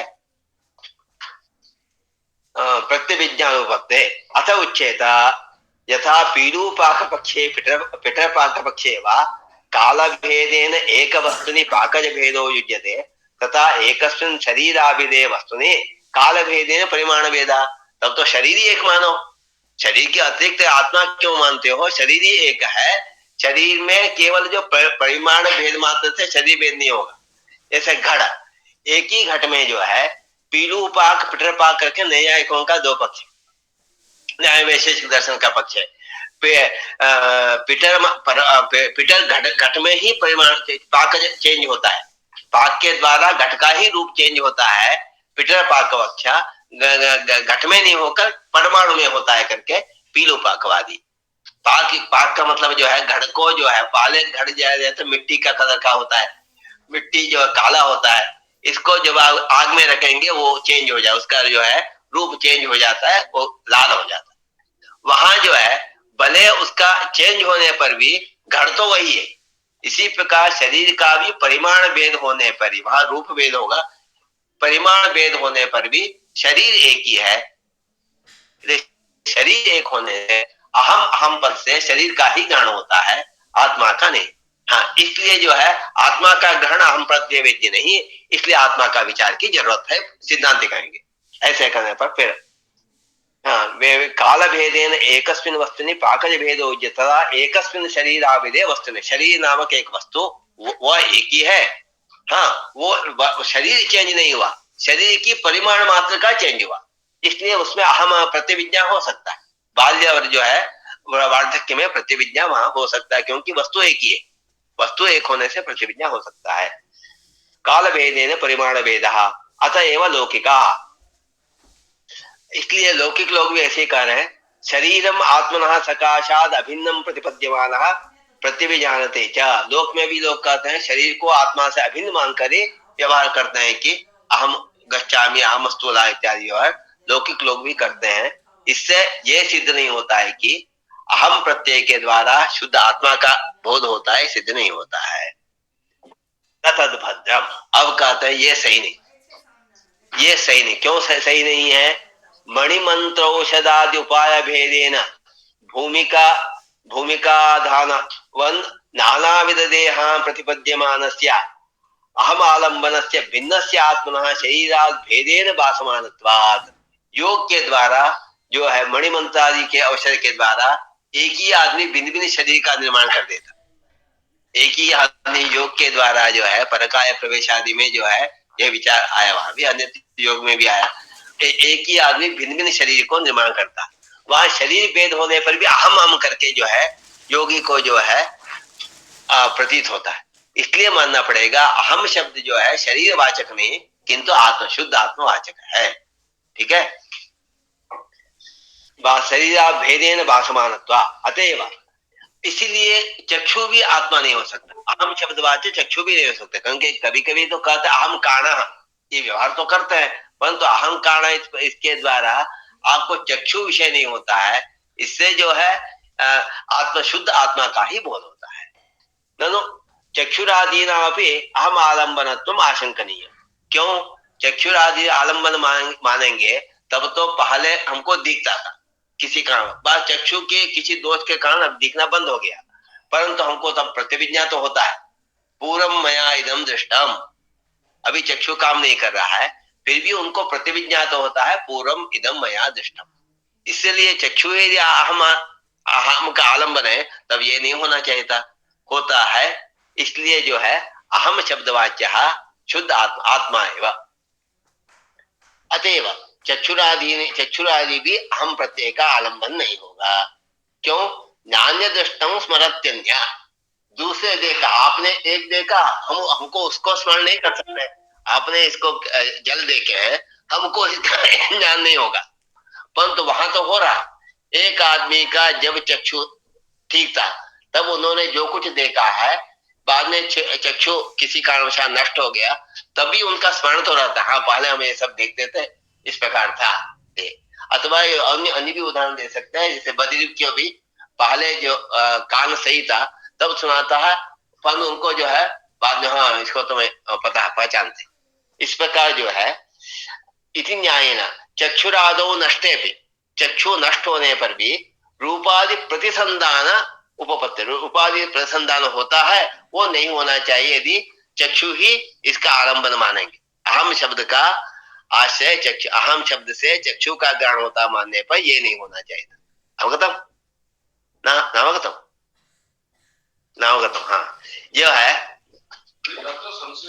हाँ हाँ चक्षु इति यदि वयं चक्षुषा कारणः चक्षुषा कारणः हाँ समझे चक्षुषा कारणः हाँ अत्र यदि चक्षु देहं वयं स्वीकुर्मः तर्हि अहं यत् पश्यामि तत् तर्हि अहम् इति इत्युक्ते अत्र आत्मा हाँ हाँ हाँ हाँ आत्मा अत्र यदि चक्षु तत्र अहं पश्यामि चक्षु द्वारा न भवति कथं भवति? नहीं भवती विषयः नावगतः आयन्न विषयः नावगतः।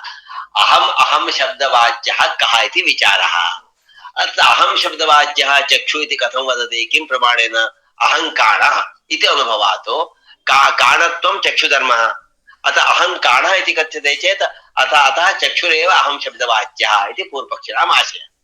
तस्य उच्यते यदि अहं चक्षुरेव आत्मा चेत् तदानीं इदानीं यदा चक्षुः सम्यक् आसीत् तदानीं सर्वं दृष्टं, यदा चक्षुः नष्टचक्षुषि तस्य प्रति अनुसन्धानं न स्यात्, पूर्वं मया एतत् सर्वं दृष्टमासीत् इति अनुसन्धानं तस्य न स्यात्। भवति तो तेन ज्ञायते चक्षुः अहम शब्दवाच्यः नास्ति। समझिए, जिसको जो है अंक ठीक था तब उन्होंने सब देखा, किसी कारणवशात जो है जो आंख खराब हो गया तब उनको अनुसंधान तो होता है, हाँ पहले देखा था इसे इस प्रकार होता था, ये होता है। यदि चक्षु ही अहम शब्द का अर्थ मानने पर उनको ऐसा नहीं होना चाहिए था, होता है, इसलिए मानना पड़ेगा चक्षु अहम शब्द का अर्थ। इसमें न्याय बताया है अन्य दृष्टं स्मरत्यन्य नान्य दृष्टं स्मरत्यन्य, दूसरे देखा दूसरे का याद नहीं होता। आपने किसी वस्तु को देखे उसका स्मरण उसका ज्ञान हमको नहीं होगा, क्यों? आप अलग हम अलग, यहाँ भी चक्षु अलग है अहम अलग है, इससे सिद्ध होता है। दृष्टांत इस समझ में है, अन्य ने देखा उसका स्मरण अन्य को नहीं होता है, इसमें भी चक्षु ने देखा है। यदि चक्षु ही आत्मा है, चक्षु नष्ट होने पर उनको अनुभव नहीं होना, अनुसंधान नहीं होना चाहिए था, होता है, इसलिए मानना पड़ेगा चक्षु आत्मा नहीं, चक्षु से भिन्न अहम शब्द का अर्थ है। समझिए, इसके ऐसे अहम स्थूल, यहाँ भी ये स्थिति अहम स्थूल यदि शरीर को ही आलम्बन मानेंगे तब शरीर भेद होने पर आपको अहम करके अनुभव नहीं होना चाहिए, होता है।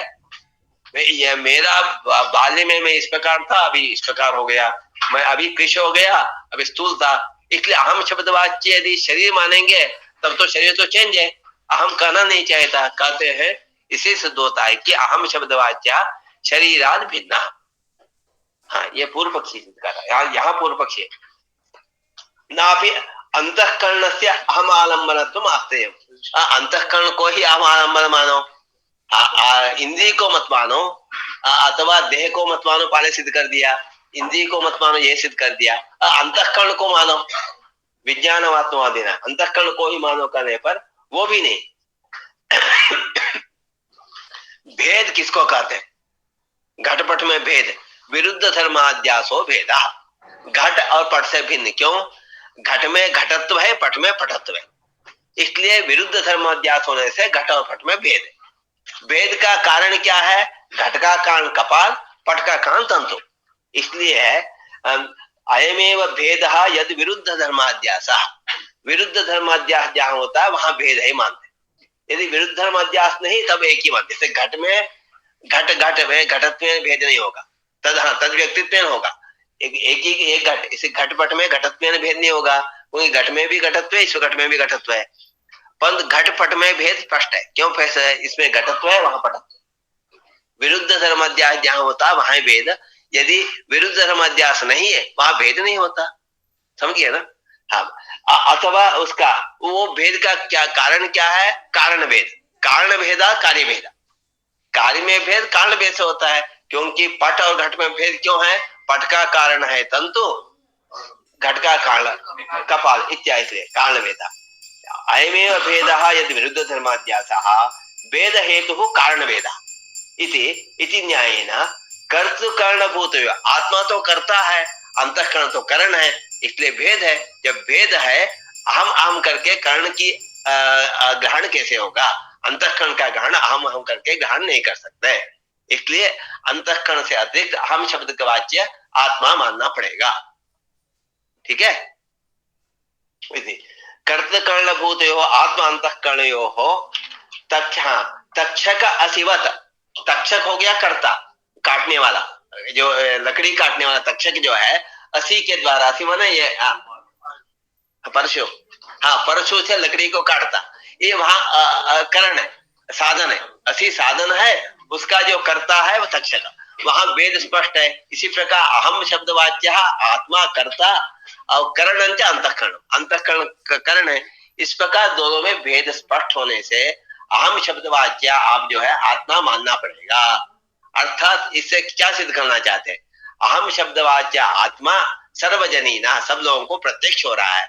जब प्रत्यक्ष हो रहा है, उनकी जिज्ञासा करने की कोई जरूरत नहीं है, इसलिए इदम शास्त्रम नारंभणीयम, ये पूर्व पक्षी का कहना। आगे कर्तृकरणभूतयो आत्मा अंतःकरणयो तक्षक असिवत संवेद असंभवाद, दोनों एक नहीं हो सकता है। तक्षक अलग रहेगा, असी अलग रहेगा, साधन साध्य साधन और उसका कर्ता दोनों एक नहीं होगा। यदि अभेदेव नाद्रियते तरी, हाँ अब प्रश्न उठता, आप बताओ तब तो स्थूलोम क्यों कहते हैं? अहं शब्द वाच्य आत्मा कहते हैं, तब तो अब स्थूलोम नहीं कहना चाहिए था, शरीर तो अहम से आत्मा से भिन्न है, तब अब उसका उत्तर दे रहे। यदि अभेदेव नाद्रियते, देह और आत्मा में अभेद यदि नहीं मानते हैं, तब स्थूलोहम तुषोहम कृष्णोहम इत्यादि संख्यालम उत्सन्न संकतम स्या, ये जो विचार ज्ञान है ये लोप हो जाना चाहिए था, पर ये लोग सब लोग व्यवहार करते हैं। अहम स्थूला, अहं कृष्ण, अहं इत्यादि, कृष्ण मैंने काला इत्यादि व्यवहार सब लोग करते हैं, ये नहीं होना चाहिए था, क्योंकि आप कहते हैं अहम प्रत्ययवाच्य देह नहीं, अहम प्रत्ययवाच्य जो है देह भिन्न आत्मा कहते हैं, ये कैसे? उसका उत्तर दे न स्यात्। अब कहते हैं कि लोक में दोनों प्रकार का प्रयोग होता है, कभी कभी कहते हैं मम देहा, ये भी प्रयोग करते हैं, कभी कहते हैं आम स्थूला, ये दोनों हो रहा है। इसलिए एवं लोके शास्त्रे उभयता शब्द प्रयोग दर्शनात् मुख्यार्थत्व अनुभवत्तो, इसलिए यहाँ मुख्यार्थ न होने से इसको गौणार्थ मानना चाहिए, क्योंकि दोनों होता है। मम शरीरम, ये भी प्रतीत होता है, अहम स्थूल, ये दोनों हो रहा है, इसलिए यहाँ इसको गौणार्थ मानना पड़ेगा। जैसे उसका उदाहरण दिया, मंचा क्रोशंती, मंचा क्रोशंती, मंच तो क्रोशन नहीं कर सकता है, मंचस्था शिशु हो अथवा मंचस्था नेता रहा, क्रोशंती अर्थ लगाएंगे। इसी प्रकार जो है यहाँ जो अहम स्थूल में ये गौणार्थ मानना पड़ेगा। मम शरीरं गच्छति अर्थ लगाना पड़ेगा, हम स्थूल मम शरीरम स्थूलम ये अर्थ लगाना पड़ेगा। यदि एवं लोके उभयता प्रयोगा तो मंचा मुख्यार्थत्व उपपत्तो मंचा क्रोशंती इत्यादि औपचारिक औपचारिक है, गौण प्रयोग मानना पड़ेगा। अब दो विकल्प पहले उठाया था, अहम प्रत्यय या ब्रह्म शब्द से यहाँ अहम प्रत्यय आत्मा का ग्रहण करेंगे, अवगतम, हाँ, अथवा श्रुति गम्य को, श्रुति मतलब उपनिषद, तंत्रोपनिषद एक वेद्यम, उपनिषद में जो ऐसा ब्रह्म का निरूपण किया जो अशनायाद अतीत, अर्थात इच्छा काम मोहादि अतीत जो आत्म तत्व है उसका ग्रहण करेंगे। अब दूसरा उसका उत्तर है, यदि श्रुतिगम्य कहेंगे तब न द्वितीय अहम अनुभव गम्य सेव श्रुतिगम्यत्वात्, श्रुति तो श्रुति भी कोई अलौकिक कोई बता नहीं सकता, श्रुति भी जो है जो लोक सिद्ध अनुभव वाला ही बता सकता। आगे यही बता रहे, नहीं आगमाः शतं घटं पठयितुम् ईशते, आपको आगम वाक्य द्वारा घट पट नहीं बनेगा। यदि वेद कह दिया है कि ये पानी नहीं, इसको आप किताब मानो, हो नहीं सकता। वेद भी अनुभव विरुद्ध नहीं बता सकता। इसलिए जो हमको अनुभव हो रहा है कि अहम अहम करके जो है अहम अनुभव के द्वारा एक देह भिन्न आत्मा का अनुभव हो रहा है, तो इसके अतिरिक्त श्रुतिगम्य आत्मा कौन होगा? तो श्रुति का भी यही अर्थ लगाना पड़ेगा। श्रुति में जो लिखा है तंत्र उपनिषद के वेदी जो आत्मा, वही आत्मा अहम प्रत्यय गम्य आत्मा एवं उपनिषद वेद्य, ये अर्थ आपको लगाना पड़ेगा। अवगतम? हाँ, इत्यादि श्रुति गम्य सत्यम ज्ञान। श्रुति क्या है? श्रुति वाक्य दे रहे हैं, सत्यम ज्ञानम अनंत ब्रह्म इत्यादि श्रुतिभ्यो ब्रह्म अवगम्यते। उपनिषद के द्वारा सत्यम ज्ञानम अनंतम ब्रह्म, ब्रह्म का प्रतिपादन होता है। हाँ, ब्रह्म अवगम्यते। ब्रह्म भावश्च अहम आत्मा ब्रह्म, और ये भी सूत्र लिखा, अयम आत्मा ब्रह्म तत्त्वमसि इत्यादि वाक्य के द्वारा आत्मा का उपदेश, ब्रह्म का उपदेश होता है। इत्यादि श्रुति जो मानना पड़ेगा, वहां भी जो आत्मा है वो अहम प्रत्ययवाची मानना पड़ेगा। लोक में अहम प्रत्यय से जो प्रतिमान आत्मा देहातिरिक्त, वही श्रुति के द्वारा भी वेद्य है मानना पड़ेगा। हाँ, इसलिए इत्यादि श्रुतिषु अहम प्रत्यय गम्यस्य बोध्यते। अच्छा, हाँ, हो गया। इत्यादि अहम प्रत्यय गम्य आत्मा से बोधता इदम अनुमानम। अब इसलिए क्या सिद्ध हुआ? इस प्रकार के अनुमान इससे सिद्ध होता है। क्या सिद्ध होता है? विमतम अजिज्ञास्यम, आपने जो ब्रह्म का विचार करो करके आरंभ किए हो, और ब्रह्म विचार जिज्ञासी नहीं, ब्रह्म में विज्ञासत्व नहीं है। विमतम ब्रह्म, विमतम माने प्रकृत सूत्र से विमति विषय ब्रह्म, विमतम अजिज्ञास्यम, ब्रह्म का विचार मत करो। क्यों? असंदिग्धत्वात्, कोई संदेह ही नहीं। उदाहरण करतलामल, हाथ के ऊपर जो आमल रखे हैं उसमें किसी को संदेह नहीं होता है। आपके हाथ में क्या है संदेह हो सकता है, मेरे हाथ में क्या है इसको संदेह नहीं होता। इस प्रकार आत्मा का, ब्रह्म का प्रत्यक्ष सबको हो रहा है, इसलिए ब्रह्म में कोई जिज्ञासी नहीं है। हाँ, संदिग्धत्वा भावात ब्रह्म विचार न कर्तव्य, ये पूर्व पक्ष। ठीक है। हाँ, नेक्स्ट दूसरा कहते हैं विचार करने के दूसरा कारण क्या है? प्रयोजन। अब उसका खंडन कर रहे हैं। इस ब्रह्म ज्ञान से आपको कोई प्रयोजन भी नहीं, इस शास्त्र पढ़ने पर कोई प्रयोजन भी नहीं। न फलंचा न फल भाव इच्छते, इसका जो फल आप बताएंगे वो भी फल नहीं है। इसका जो आप प्रयोजन बताएंगे वो भी प्रयोजनत्व को प्राप्त नहीं करता, अर्थात वो भी प्रयोजन नहीं हो सकता है। क्या प्रयोजन क्या होगा? प्रयोजन पुरुषैहि अर्थते उत्पत्त्या निशेष दुखोपशम लक्षितम परमानंदेक रसम पुरुषार्थ शब्दार्थः सकल पुरुष दौरैहि प्रेप्स्यते नेत सांसारिकम सुखजातम। सब लोग आनंद को चाहते हैं। आनंद पुरुष है, सभी पुरुष जो है पुरुषे अर्थते उत्पत्त्या पुरुषार्थ, पुरुषार्थ के द्वारा निशेष दुखोपशम लक्षितम। ऐसे सुख तो अभी भी है, परंतु ये दुखोपशम लक्षित सुख नहीं। अभी जो सुख है ये दुख की उपशम, इसमें दुख के साथ भी है, आगे थोड़ा दुख हो जाएगा। अभी भले सुख मिला है, कारण मिठाई खा लिए, 10 खा लिए, बाद में दौड़ना पड़ेगा। इस प्रकार जो है ये दुखोपशम लक्षित नहीं, इसलिए दुखोपलक्षित सुख जो है वही होगा मोक्ष। इसलिए दुखोपशम लक्षितम परमानंदेक रसम पुरुषार्थ शब्द का अर्थ है ये। इसी को सब लोग मानते हैं, नहीं तो सांसारिकम सुख जातम, सांसारिक सुख को कोई नहीं मानता। हाँ, सुख जातम तस्य अहिकस्य पारलौकिकस्य वा, ये क्यों नहीं मानते सांसारिक? ये सातिशय है। एक 10 रुपया मिल गया, इच्छा होती है कि 100 रुपया मिल जाए। इस प्रकार जो है सातिशय, इसका कोई अंत नहीं। परलोक का भी ऐसा ही, एक छोटा याग किया आपको जो है छोटा स्वर्ग मिला और ज्यादा स्वर्ग मिले। इस प्रकार वहां भी कर्म भेद है, अग्निहोत्र है, अत्यग्निष्टोम है इत्यादि, भिन्न भिन्न याग का भिन्न भिन्न जो है स्वर्ग का प्राप्ति मानना पड़ेगा इत्यादि। हाँ, सातिशयतया और तुल्यतया, सांसारिक सदस्यतया माने तुल्यतया, सांसारिक सुख के समान है। यहाँ भी जो है जो किसी तद्यते है कर्म चितो लोक क्षीयते एवं एवामुत पुण्य चितो लोक क्षीयते, कर्म के द्वारा संपादित जो लोका पुत्रादि धनादि क्षीयते, कर्म के द्वारा आपने संपादन किया कुछ पैसा, भोग करके नष्ट हो जाएगा। इसी प्रकार परलोक भी जो पुण्य कर्म के द्वारा लोकादि स्वर्ग आदि मिला वो भी नश्यते, इस श्रुति के द्वारा वो भी सांसारिक सुख के बराबर, वो भी सांसुख है। इसलिए उसमें भी कोई जो है मोक्ष मुख्य पुरुषार्थत्व नहीं है। प्रेक्षावत भी अर्थमानत्व होते हैं। इसलिए अर्थमान सभी ज्ञानी लोग उसी को चाहते हैं कि मोक्ष सुख अत्यंत परमानंद रूप दुखोपशम लक्षित, दुख न हो ऐसे, जन दुखे न संबिन्नम, ये लक्षण किया जाएगा, ऐसा सुख तो चाहते हैं। यत्तत् परिपंथी दुख जातम तज्जिहास्यते, उसका विरोधी जो दुख है सभी प्रकार का शरीर, उस दुख को हम छोड़ना चाहते हैं। ऐसे सुख तो सब चाहते हैं, ठीक है। तच्च अविद्या अपर संसार, क्या वो संसारी दुख है? जब तक शरीर है कोई ना कोई दुख रहेगा। नहावे शरीर प्रिया प्रिय हो अपहति रस्ती, जब तक शरीर है वहां प्रिय अप्रिय होगा। इंद्रलोक में भी ऐसा है, उनकी बॉस आकर जो कहेंगे नियम कहेंगे, हम नियम का पालन नहीं किए। इस प्रकार जो है जब तक शरीर है तब तो प्रिय अप्रिय की संबंध रहेगा। इसलिए जो है अभी संपूर्ण जो संसार ही जो है दुख में है, ये दुख है। इसलिए उसके अतिरिक्त जो है ब्रह्म प्राप्ति ही मोक्ष है, वही सब लोग चाहते हैं। तच्च अविद्या अपर पर्यायः संसारः, संसार विद्या एक ही है, क्योंकि अविद्या से संसार है, अविद्या नहीं हो तो संसार नहीं, इसलिए अविद्या संसार एवं कर्तृत्वादि सकल अनर्थ करत्वाद अविद्याया, क्योंकि कर्ता कर्ता अविद्या के कारण ही होता है। अविद्या न हो तो न कर्ता न भोक्ता, ये मैं कर्ता अविद्या के कारण।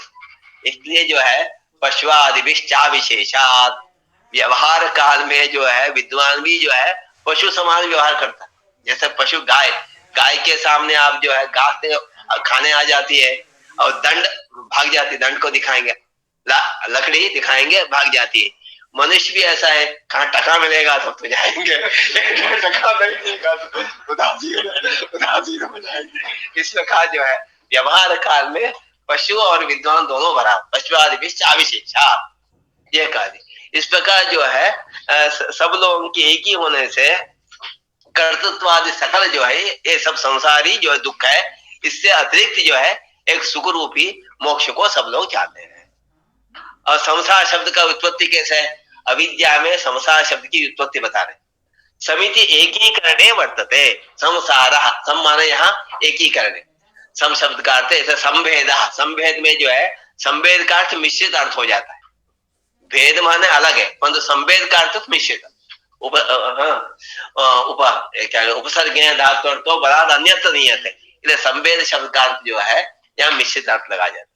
समिति एकीकरणे वर्तते संवेदादो तथा उपलम्भात, सम शब्द का जो है एकीकरण मिश्रण अर्थ में प्रयोग होता है। इसलिए तथा च आत्मानं देहेन एकीकृत्य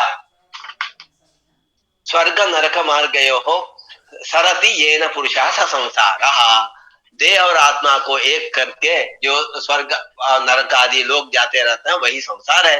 ये संसार तो अनंत का कारण, यही शंकराचार्य जी पुनरपि जननम पुनरपि मरणम करके जो है कहे कि पूरा संसार ही अविद्या में है, इसलिए दुख है। हाँ, तन निवृत्ति फल, उस दुख की निवृत्ति फल है, ये मोक्ष है, मानना पड़ेगा। ये नहीं होगा करके आगे सिद्ध करेंगे।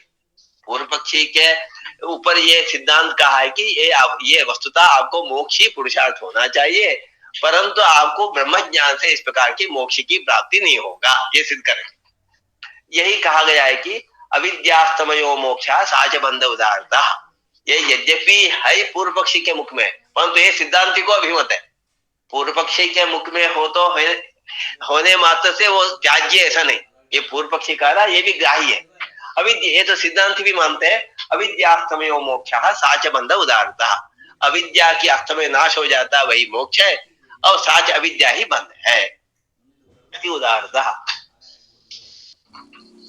अहंधियात्मनः सिद्धे तस्यैव ब्रह्म भावतः तज्ञाना मुक्त्य भावाच्च जिज्ञासा नाम का। अब इन्होंने सिद्ध कर दिया है अहंधिया आत्मन सिद्ध है, आत्मा अहम ज्ञान वाच्य, अहम प्रत्यय वाच्य, अहम जो प्रत्यय का वाच्य आत्मा है, ये सिद्ध कर दिया। पहले सिद्ध किया ना, श्रुतिगम्य आत्मा कोई दूसरा नहीं, अहम प्रत्यय के द्वारा जो देह भिन्न आत्मा वही श्रुतिगम्य, अवगतम।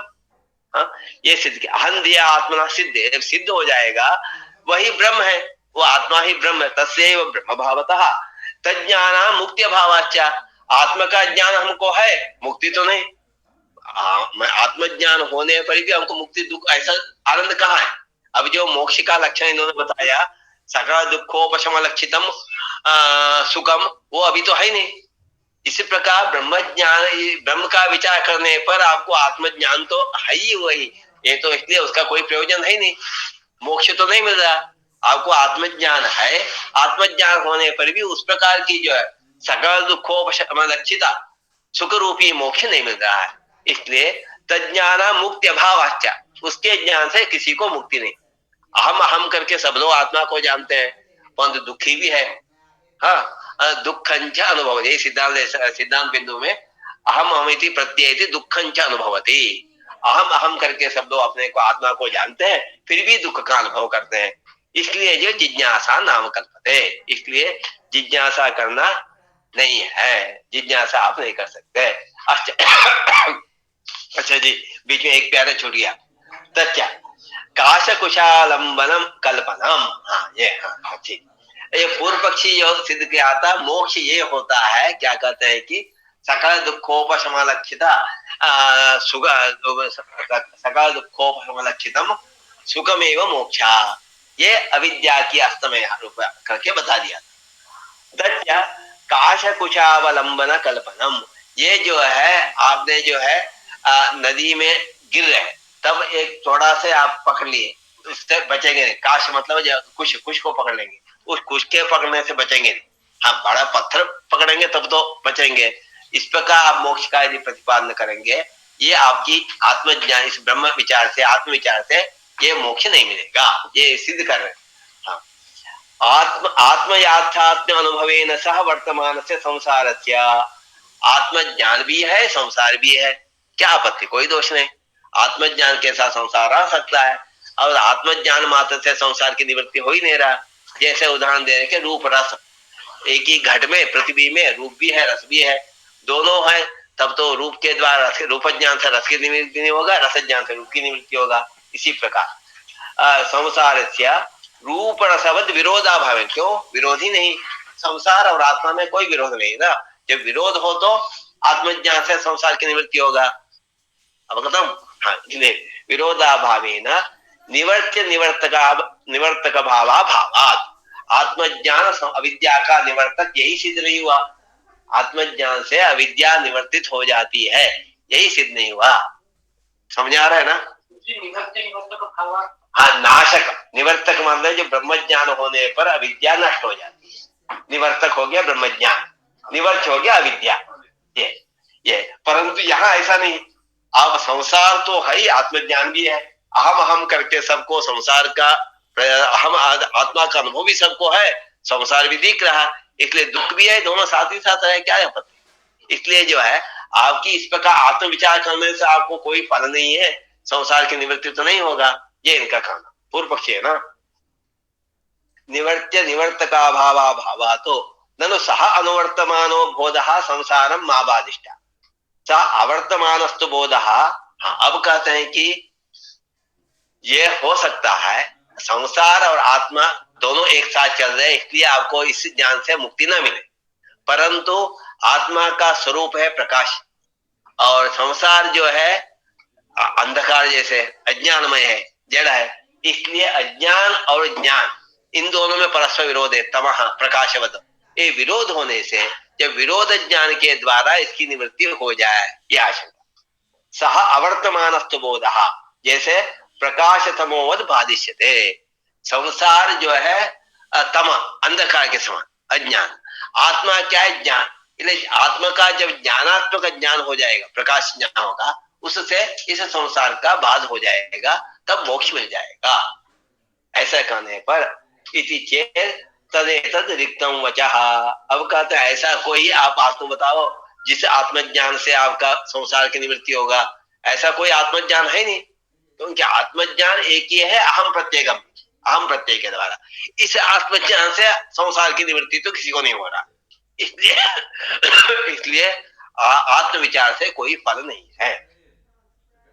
अहम अनुभवाद अन्यस्य आत्मज्ञानस्य मूषिका विषायमानत्वा, बार बार ये प्रयोग करते हैं। जैसे मूषिका को कोई विषाण नहीं, मूष को कोई विषाण थोड़ा होता है, वो असत पदार्थ है। इस प्रकार जो है अहम अनुभव के द्वारा जो आत्मज्ञान हो रहा है, इसके अतिरिक्त कोई आत्मा है नहीं है, तब आत्मज्ञान के साथ संसार की आत्मा भी रहे, संसार भी रहे, क्या आपत्ति। संसार की निवृत्ति नहीं होगा, संसार की निवृत्ति नहीं होता आपको मोक्ष नहीं मिलेगा। इससे क्या सिद्ध हुआ, आत्म का विचार करने पर आपको कोई प्रयोजन नहीं। एक तो आत्मा में संदेह भी नहीं और इस विचार से कोई प्रयोजन भी नहीं, इसलिए आप इसको इस शास्त्र का आरंभ मत करो। ये पूर्व पक्षी का यही आशय है। हाँ, ननु अन्योन्य अन्यो अयम अनुभव पामराणाम मास्म भवान नाम। आम आदमी को हो सकता है अहम प्रत्यय गम्य ही आत्मा करके, दूसरों को होगा, विद्वान लोगों को हो सकता है कि अहम प्रत्यय से अतिरिक्त कोई वेदैक गम्य शुद्धैक गम्य जो है ब्रह्म रूपी आत्मा का बोध उनको होता होगा, विद्वानों को। ऐसा कहने पर ना वेदांत वचन निचय पर्यालोचन क्षमाणाम परीक्षकाणाम संभवत्येवेत्यपि न वक्तव्यम। नहीं, विद्वानों को ऐसा ब्रह्म का ज्ञान हो जाता है, ये भी आपको नहीं करना चाहिए। क्यों नहीं करना चाहिए? अबाधित अनुभव विरोधेना, क्योंकि जो है सबको अनुभव प्रथम प्रमाण है। अनुभव का विरोध होने पर सब अप्रमाण है, इसलिए ये अनुभव अबाधित है। अहम करके जो अनुभव हो रहा है इसमें कोई बाधा नहीं। अहम अनुभव के द्वारा आत्मा का जो ज्ञान हो रहा है इसमें बाधा न होने से वेदांत वाक्य नाम, तब वेदांत वाक्य जो बताता है कहने से उसको आप गौणार्थ मान। गौणार्थ क्या है?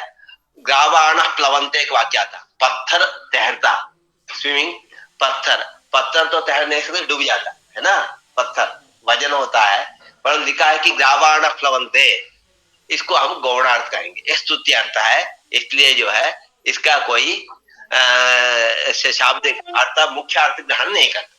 इस प्रकार वेदांत का भी मुख्यार्थ ग्रहण नहीं करना चाहिए। वेदांत के द्वारा भी यही बताना पड़ेगा अहम अनुभव गम्य आत्मा का ही प्रतिपादन होता है, ये मानना पड़ेगा। ठीक, ग्राव प्लवनादि वाक्य कल्पत्वाद, उसको ग्रावाण प्लवंते वाक्य के समान मानना पड़ेगा। इसके द्वारा अहम अनुभव अतिरिक्त आत्मा का बोध होता है, ये मानना नहीं चाहिए।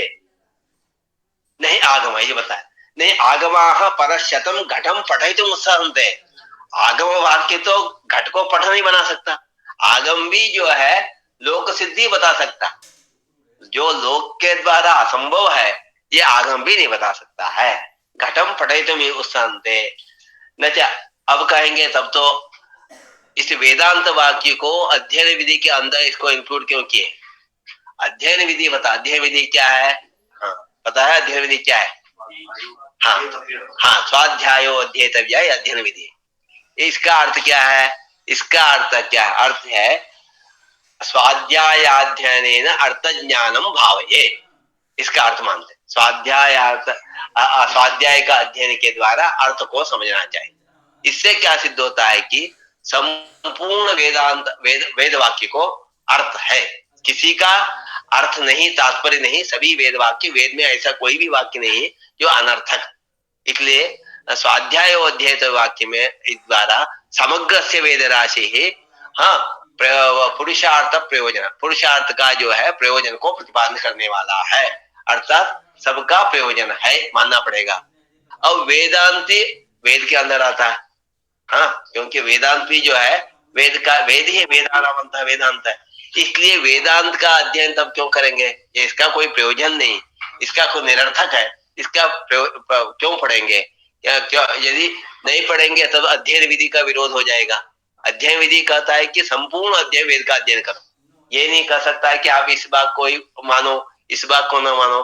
स्वाध्याय अध्येतव्य समग्र से वेद राशि का अध्ययन विधि है, विधि न करने पर पाप लग जाएगा, क्योंकि स्वाध्याय अध्येतव्य ये जो है यह नित्यो विधि, ये नित्य विधि है, इसका अध्ययन नहीं करने पर जो है आपको प्रतिभा लगेगा। इसलिए अध्ययन विधि व्याकोप, इस विधि की व्याकोप कोप हो जाएगा, विरोध हो जाएगा करने पर। अब यहाँ दो मत है, वेदांत को कैसे प्रामाण्य माना जाए, गुरुमत और भाट्ट मत। गुरुमत के अनुसार जो है वेदोशरा वेदांता, वेदांत वेद की ऊषर समान, ऊषर मतलब मरुभूमि, ऊषर के समान है। वेदांत का कहीं जो है तात्पर्य नहीं, अर्थ ही नहीं, वेदांत सब वेदोशरा वेदांता, ये गुरुमत प्रभाकर के अनुसार।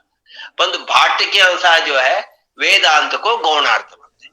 भाट्ट वेदांत तो है ही वेदांत, परंतु इसका गौणार्थ मानना पड़ेगा, इसका विधि का विधिशेषतया प्रामाण्य मानना।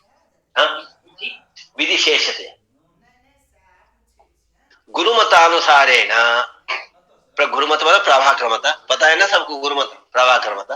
गुरुमतानुसारेण हुंपड़ादि वाक्यवज जपमात्रोपयोगित्वेन, वेदांत के जप के लिए स्वाध्याय अध्येतव्य इसके अंदर है, इसलिए उसको पढ़ो, पढ़ने से आपको जप का जैसे अदृष्ट पैदा होगा।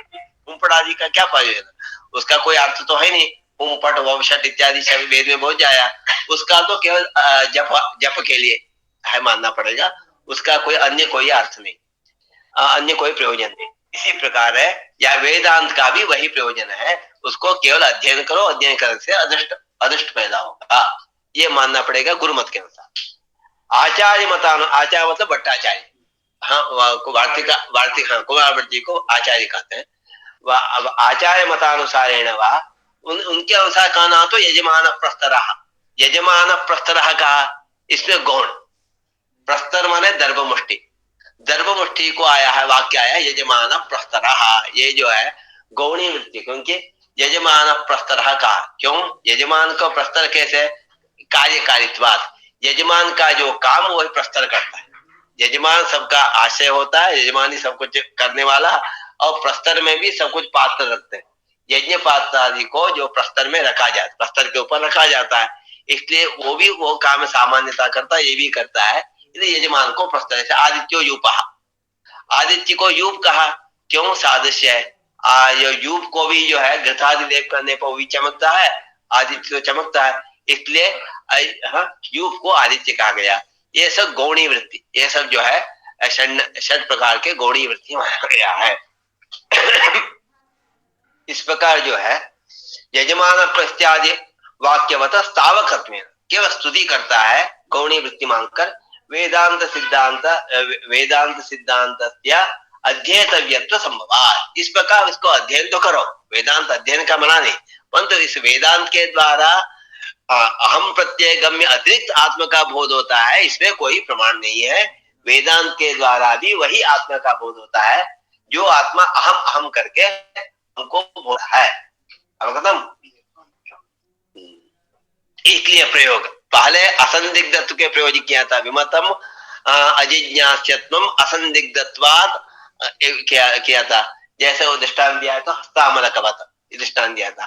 अब विमतम अजिज्ञास, यहाँ भी विवादास्पदम ब्रह्म विचार्य पदं न भवति अजिज्ञासी, क्यों अफलत्वा, इसका कोई फल नहीं है। काकदंतवतो, काकदंत काक का तो दंत ही नहीं, काकदंत परीक्षा कोई फल है, कोई फल नहीं। इस प्रकार वेदांत विचार से कोई फल भी नहीं है, इसलिए संदिग्धत्व भी नहीं और प्रयोजनवत्व भी नहीं। यदि दोनों नहीं है तो वेदांत विचार को करना नहीं चाहिए। ये हो गया पूर्व पक्ष। अहंध्या, ये श्लोक में कहा था, ये कल्पतरु का श्लोक है।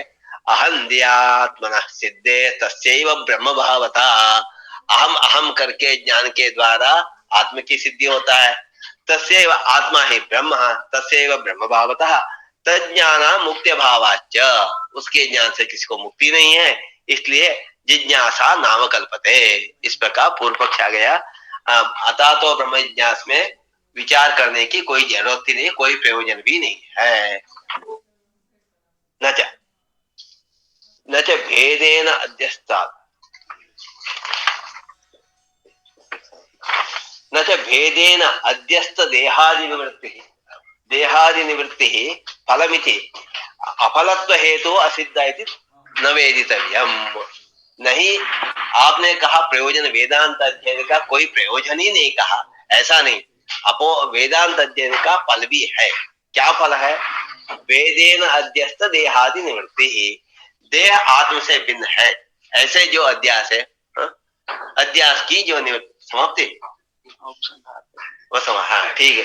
तब पूर्व पक्ष सब सहमत हो जाएंगे। थोड़ा सा इसको बताएंगे। सिद्धांती कहेंगे जो है उपक्रमोपसंहार आदि के द्वारा सार बता देगा। उपक्रमोपसंहार आदि के द्वारा विचार षड तात्पर्य का ग्राहक 6 लिंग, इन 6 लिंग के द्वारा विचार करने पर वेदांत के द्वारा जो प्रतिपाद्य जो ब्रह्म अहम प्रत्ययगम्य नहीं है। अहम प्रत्ययगम्य जो आत्मा ये वेदांत द्वारा गम्य नहीं, वेदांत द्वारा गम्य जो आत्मा है वो अशनायाद अतीत, अच्छा सुख दुख कामादि से अतीत जो आत्मा है वो निर्धर्मक जो ब्रह्म वही वेदांत का वेद्य है। हाँ, उसका ज्ञान से मोक्ष मिलता है, वो आपको सिद्ध नहीं है। अहम प्रत्यय के द्वारा उस ज्ञान ब्रह्म का आपको ज्ञान नहीं था, इसलिए संदेह है, उसके बारे में संदेह। इसी को कहते हैं कि अन्यथा जो है भिन्न भिन्न मत नहीं होना चाहिए। अहम से आत्मा चार्वाका का देह आत्मा, उसके ऊपर थोड़ा आया विज्ञान में आत्मा, मन एवं आत्मा, हाँ इस प्रकार का कर्ता आत्मा भोक्ता आत्मा, भिन्न भिन्न मत है। भिन्न भिन्न मत होने से अहम प्रत्यय वेदी जो है आत्मा वेदांत के द्वारा सिद्ध नहीं है। वेदांत के द्वारा जो सिद्ध आत्मा वो अहम प्रत्ययवाच्य नहीं, अहम प्रत्ययवाच्य नहीं है, तब तो उनके ज्ञान के लिए विचार करना पड़ेगा। वो वेदांत वेद्य आत्म तत्व किम, वेदांत वेद्य जो ब्रह्म क्या है ये विचार करना पड़ेगा। अब जो मोक्ष जो बताते वेदांत वेद्य जो ब्रह्म ज्ञान से मोक्ष है, इस आत्मज्ञान से मोक्ष न होने पर भी उस ज्ञान से ब्रह्म भावादि मोक्ष करके आता है, इसलिए प्रयोजन भी है, मोक्ष प्रयोजन भी है। इसलिए संदेह भी आत्म ब्रह्म में है, ब्रह्म में ब्रह्म ज्ञान से प्रयोजन भी है, इसलिए संदेह प्रयोजन सत्वात इदम शास्त्रम आरंभणीयम। इस शास्त्र का विचार करके वेदांत वेद्यम ब्रह्म तत्व किम, इसका विचार करना चाहिए। अब इसके बाद नेक्स्ट सूत्र, तो केवल सूत्रार्थ बता देंगे। लक्षण प्रमाणाभ्याम वस्तु सिद्धि है, आपने कह दिया ब्रह्म का विचार करो, प्रतिज्ञा तो कर दिया है, अब प्रति वस्तु हो तभी प्रतिज्ञा करेंगे, तब लक्षण चाहिए, प्रमाण चाहिए, तब जन्माद्यस्यतः जगत जन्म स्थिति भंगा, जिसके द्वारा हो जगत की जन्म स्थिति और भंग नाश तीनों जिसके द्वारा होता वही ब्रह्म है। इस प्रकार अभिन्न निमित्तोपादानम, अर्थात ब्रह्म जो है उपादान कारण भी है, ब्रह्म निमित्त कारण भी है। इस प्रकार ब्रह्म का लक्षण। तब ब्रह्मणि किम प्रमाणम, शास्त्र योनित्वा, हाँ शास्त्र में प्रमाणम ब्रह्मणि, शास्त्र द्वारा है, क्योंकि तंत्वोपनिषदम पुरुषम पृष्ठामि कृका, अर्थात उपनिषद एक वेद्यम, उपनिषद के द्वारा ही ब्रह्म का ज्ञान संभव है, इसलिए शास्त्र में ब्रह्मणि प्रमाणम।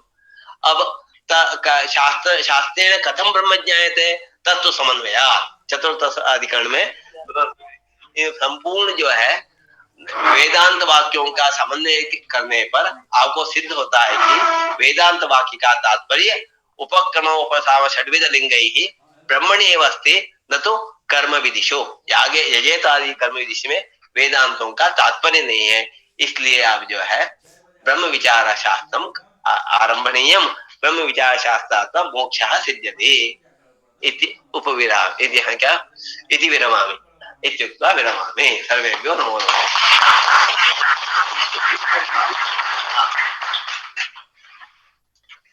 हाँ, कोई शंका निशंक हो तो बहुत बढ़िया है। हमारे प्रथम सत्र के मुख्य वक्ता गुरुजी प्रभाकर प्रसाद गुरुजी से जो भी इस कार्यशाला में उपस्थित हमारे श्रोतागण आचार्य सभी विद्यार्थी हैं, वो प्रश्न पूछ, जो भी जिज्ञासा करना चाहें वह जिज्ञासा कर सकते हैं। जी गुरुजी प्रणाम। प्रणाम प्रणाम। मैं मनोज झा बोल रहा हूँ। हाँ जी, हाँ जी बोलिए।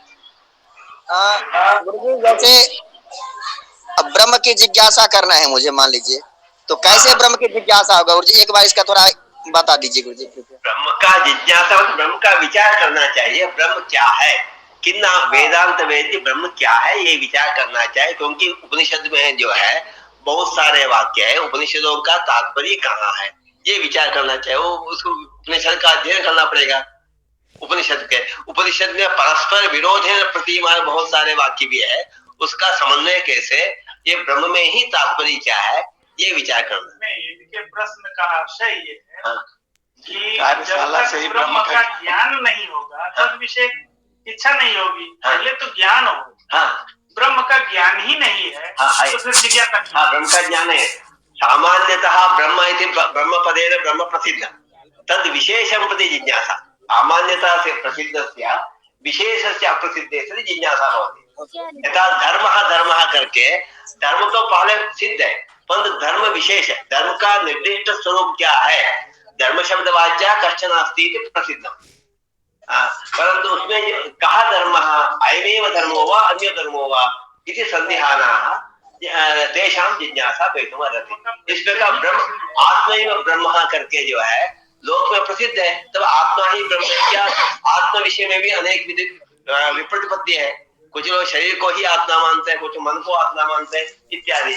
इसलिए सामान्यतः आत्म शब्द वाच्या कश्चन अस्ति ये प्रसिद्ध होने के नाते उसमें विशेष रूप से जिज्ञासा संभव है। समझ गए ना झा जी? जी गुरु जी। ये भी है झा जी की जिज्ञासा। और किसी का प्रश्न है तो पूछ सकते हैं। आपके उपस्थितानामपि अस्ति केषाञ्चित् जिज्ञासा। अस्तु उपस्थितं विचुजे जिज्ञासा हुई। रामचंद्र छिन्न संशयः। हाँ, इनका जिज्ञासा साथ ही जिज्ञासा अस्ति वा? अस्तु, चलिए आगे बढ़िए। बहुत अच्छा आनंद हुआ। गुरुजी नमो नमः। क्योंकि इसी का ही 10 दिन रखे तब कठोर समाप्त होगा। गुरुजी मैं बालकृष्ण बोल रहा हूँ, प्रश्न है एक। हाँ रामचंद्र जी बोलिए। हाँ रामचंद्र याल। हाँ हाँ वदन्तु।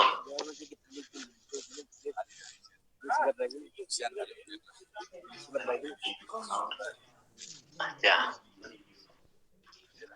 हाँ बालकृष्ण। हाँ बालकृष्ण जी बताइए। जी नमो नमः गुरुजी। नमो नमः। गुरुजी मेरा प्रश्न है आत्मा वाले द्रष्टव्य जो ये जो है ये कहाँ मतलब इसका व्याख्या मिलता है? ये है बृहदारण्यक उपनिषद का वाक्य। इसमें शंकर भाष्य और अन्य आचार्यों का भी भाष्य वहां मिलता है। शंकर भाष्य में मिलता है। ये वेदांत में प्रथमाद इसी अधिकरण में अथा तो ब्रह्म जिज्ञासा इस अधिकरण में विस्तृत व्याख्या है। इसी का लेकर ही पूरा अधिकरण प्रवृत्त है। आत्मावारे द्रष्टव्य श्रोतव्य यही इस अधिकरण का विषय वाक्य है। इसलिए सब एक विवरण में भी उपलब्ध है, विवरण प्रमेय संग्रह में उपलब्ध है, भावती में उपलब्ध है। इसके बाद बृहदारण्यक में शंकर भाष्य तो है ही। जी ठीक है। हाँ न्याय कुसुमांजलि में भी है। न्याय कुसुमांजलि में हाँ थोड़ा सा आया, कहीं आया होगा, परंतु प्राधान्य वेदांत का विषय है। हाँ वहां थोड़ा कहीं आया होगा, नहीं आया का मुझे भी याद नहीं। संदर्भ लिया। हाँ हाँ हाँ कई संदर्भ कई उद्धरण किए होंगे। जी कथमस्या भगवती भवे हो गया।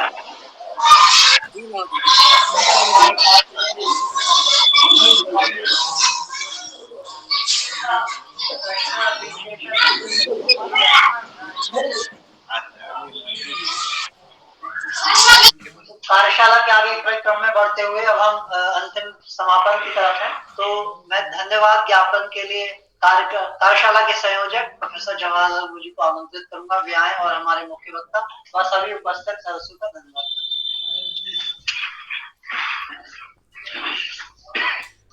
अखंड मंडलाकारं व्याप्तं येन चराचरं तत्पदं दर्शितं येन तस्मै श्री गुरुवे नमः। सम्माननीयाः अद्यतनस्य अस्याः कार्यशालायाः अद्यतनस्य प्रथमसत्रस्य मुख्य वक्तृत्वेन विराजमानाः सर्वदर्शन विभागस्य विभागाध्यक्षाः वेदांति दर्शनेषु नैकेषु दर्शनेषु पारंगताः आचार्याः प्रोफेसर प्रभाकर प्रसाद भट्ट महोदयाः, समुपस्थिताः सम्माननीयाः वैयाकरण धुरीणः आचार्याः दयाल सिंह पवार महोदयः, आचार्याः न्याय दर्शन वैशेषिक दर्शन विभागाध्यक्षाः, न्यायादि शास्त्रेषु कृत भूरि परिश्रमाः आचार्य महानंद झा महोदयाः, सर्वदर्शन विभागस्य सहायकाचार्याः डॉक्टर विजय गुप्त महोदयाः, उपस्थिताः प्रतिभागिनः आभासीय माध्यमेन संयुक्ताः आचार्याः विद्वांसः शोधार्थिनः प्रतिभागिनः अस्माकं कृते अयं सौभाग्यकरः यत् अद्वैत वेदांत दर्शनस्य गतदिनेपि अस्मिन् दिनेपि आचार्य मुखात् अस्माभिः अत्यन्तमेव सरल भाषया हिंदी भाषया सरल शैल्या अस्माभिः यो हि सर्वदर्शन संग्रह ग्रंथस्य अध्यापनं जातं तेषां श्रवणं कृतं ग्रहणं कृतम् इति अस्ति अस्माकं कृते सौभाग्यकरः। तत्र धन्यवाद ज्ञापनस्य अवसरेऽस्मिन् अहं सर्वादौ आचार्येभ्यः प्रणतिपुरस्सरं कार्यशाला पक्षतः अश्च प्रतिभागिनां पक्षतः अत्यंत विनयेन हृदयेन वा कृतज्ञतां व्याहरामि। अन्येभ्यः आचार्येभ्यः आचार्य दयाल सिंह महोदयाः सन्ति, आचार्याः महानंद झा महोदयाः सन्ति, आचार्याः विजय गुप्त महोदयाः सन्ति। एतेभ्यः आचार्येभ्यः अपि कार्यशाला पक्षतः विभाग पक्षतः विश्वविद्यालय पक्षतः प्रतिभागिनां पक्षतः अपि अत्यंत कार्तज्ञं निवेदयामि। अस्य ये भी प्रतिभागिनः सन्ति येषां विना अस्याः कार्यशालायाः प्रवृत्तिरेव न स्यात्। तेभ्यः ताभ्यश्च ऑनलाइन ऑफलाइन माध्यमेन संयुक्तानां सर्वेषां प्रतिभागिनां कृते कार्यशाला पक्षतः विश्वविद्यालय पक्षतः अत्यन्तमेव हृदयेन कृतज्ञतां विज्ञाप्य अत्रैव विरमामि। 2:02 पुनः अपराह्ने सत्रे पुनर्मिलामः। तत्र व्याकरण दर्शनस्य सर्वदर्शन संग्रह ग्रन्थे यो हि व्याकरण दर्शनं पाणिनीय दर्शनं तत्र प्रकरणमस्ति तस्य अध्ययनम् अध्यापनं भविष्यति। तदा 2:02 वयम् अत्रैव पुनर्मिलामः इति कृत्वा सर्वेभ्यः नमो नमः, प्रणामः, धन्यवादाः।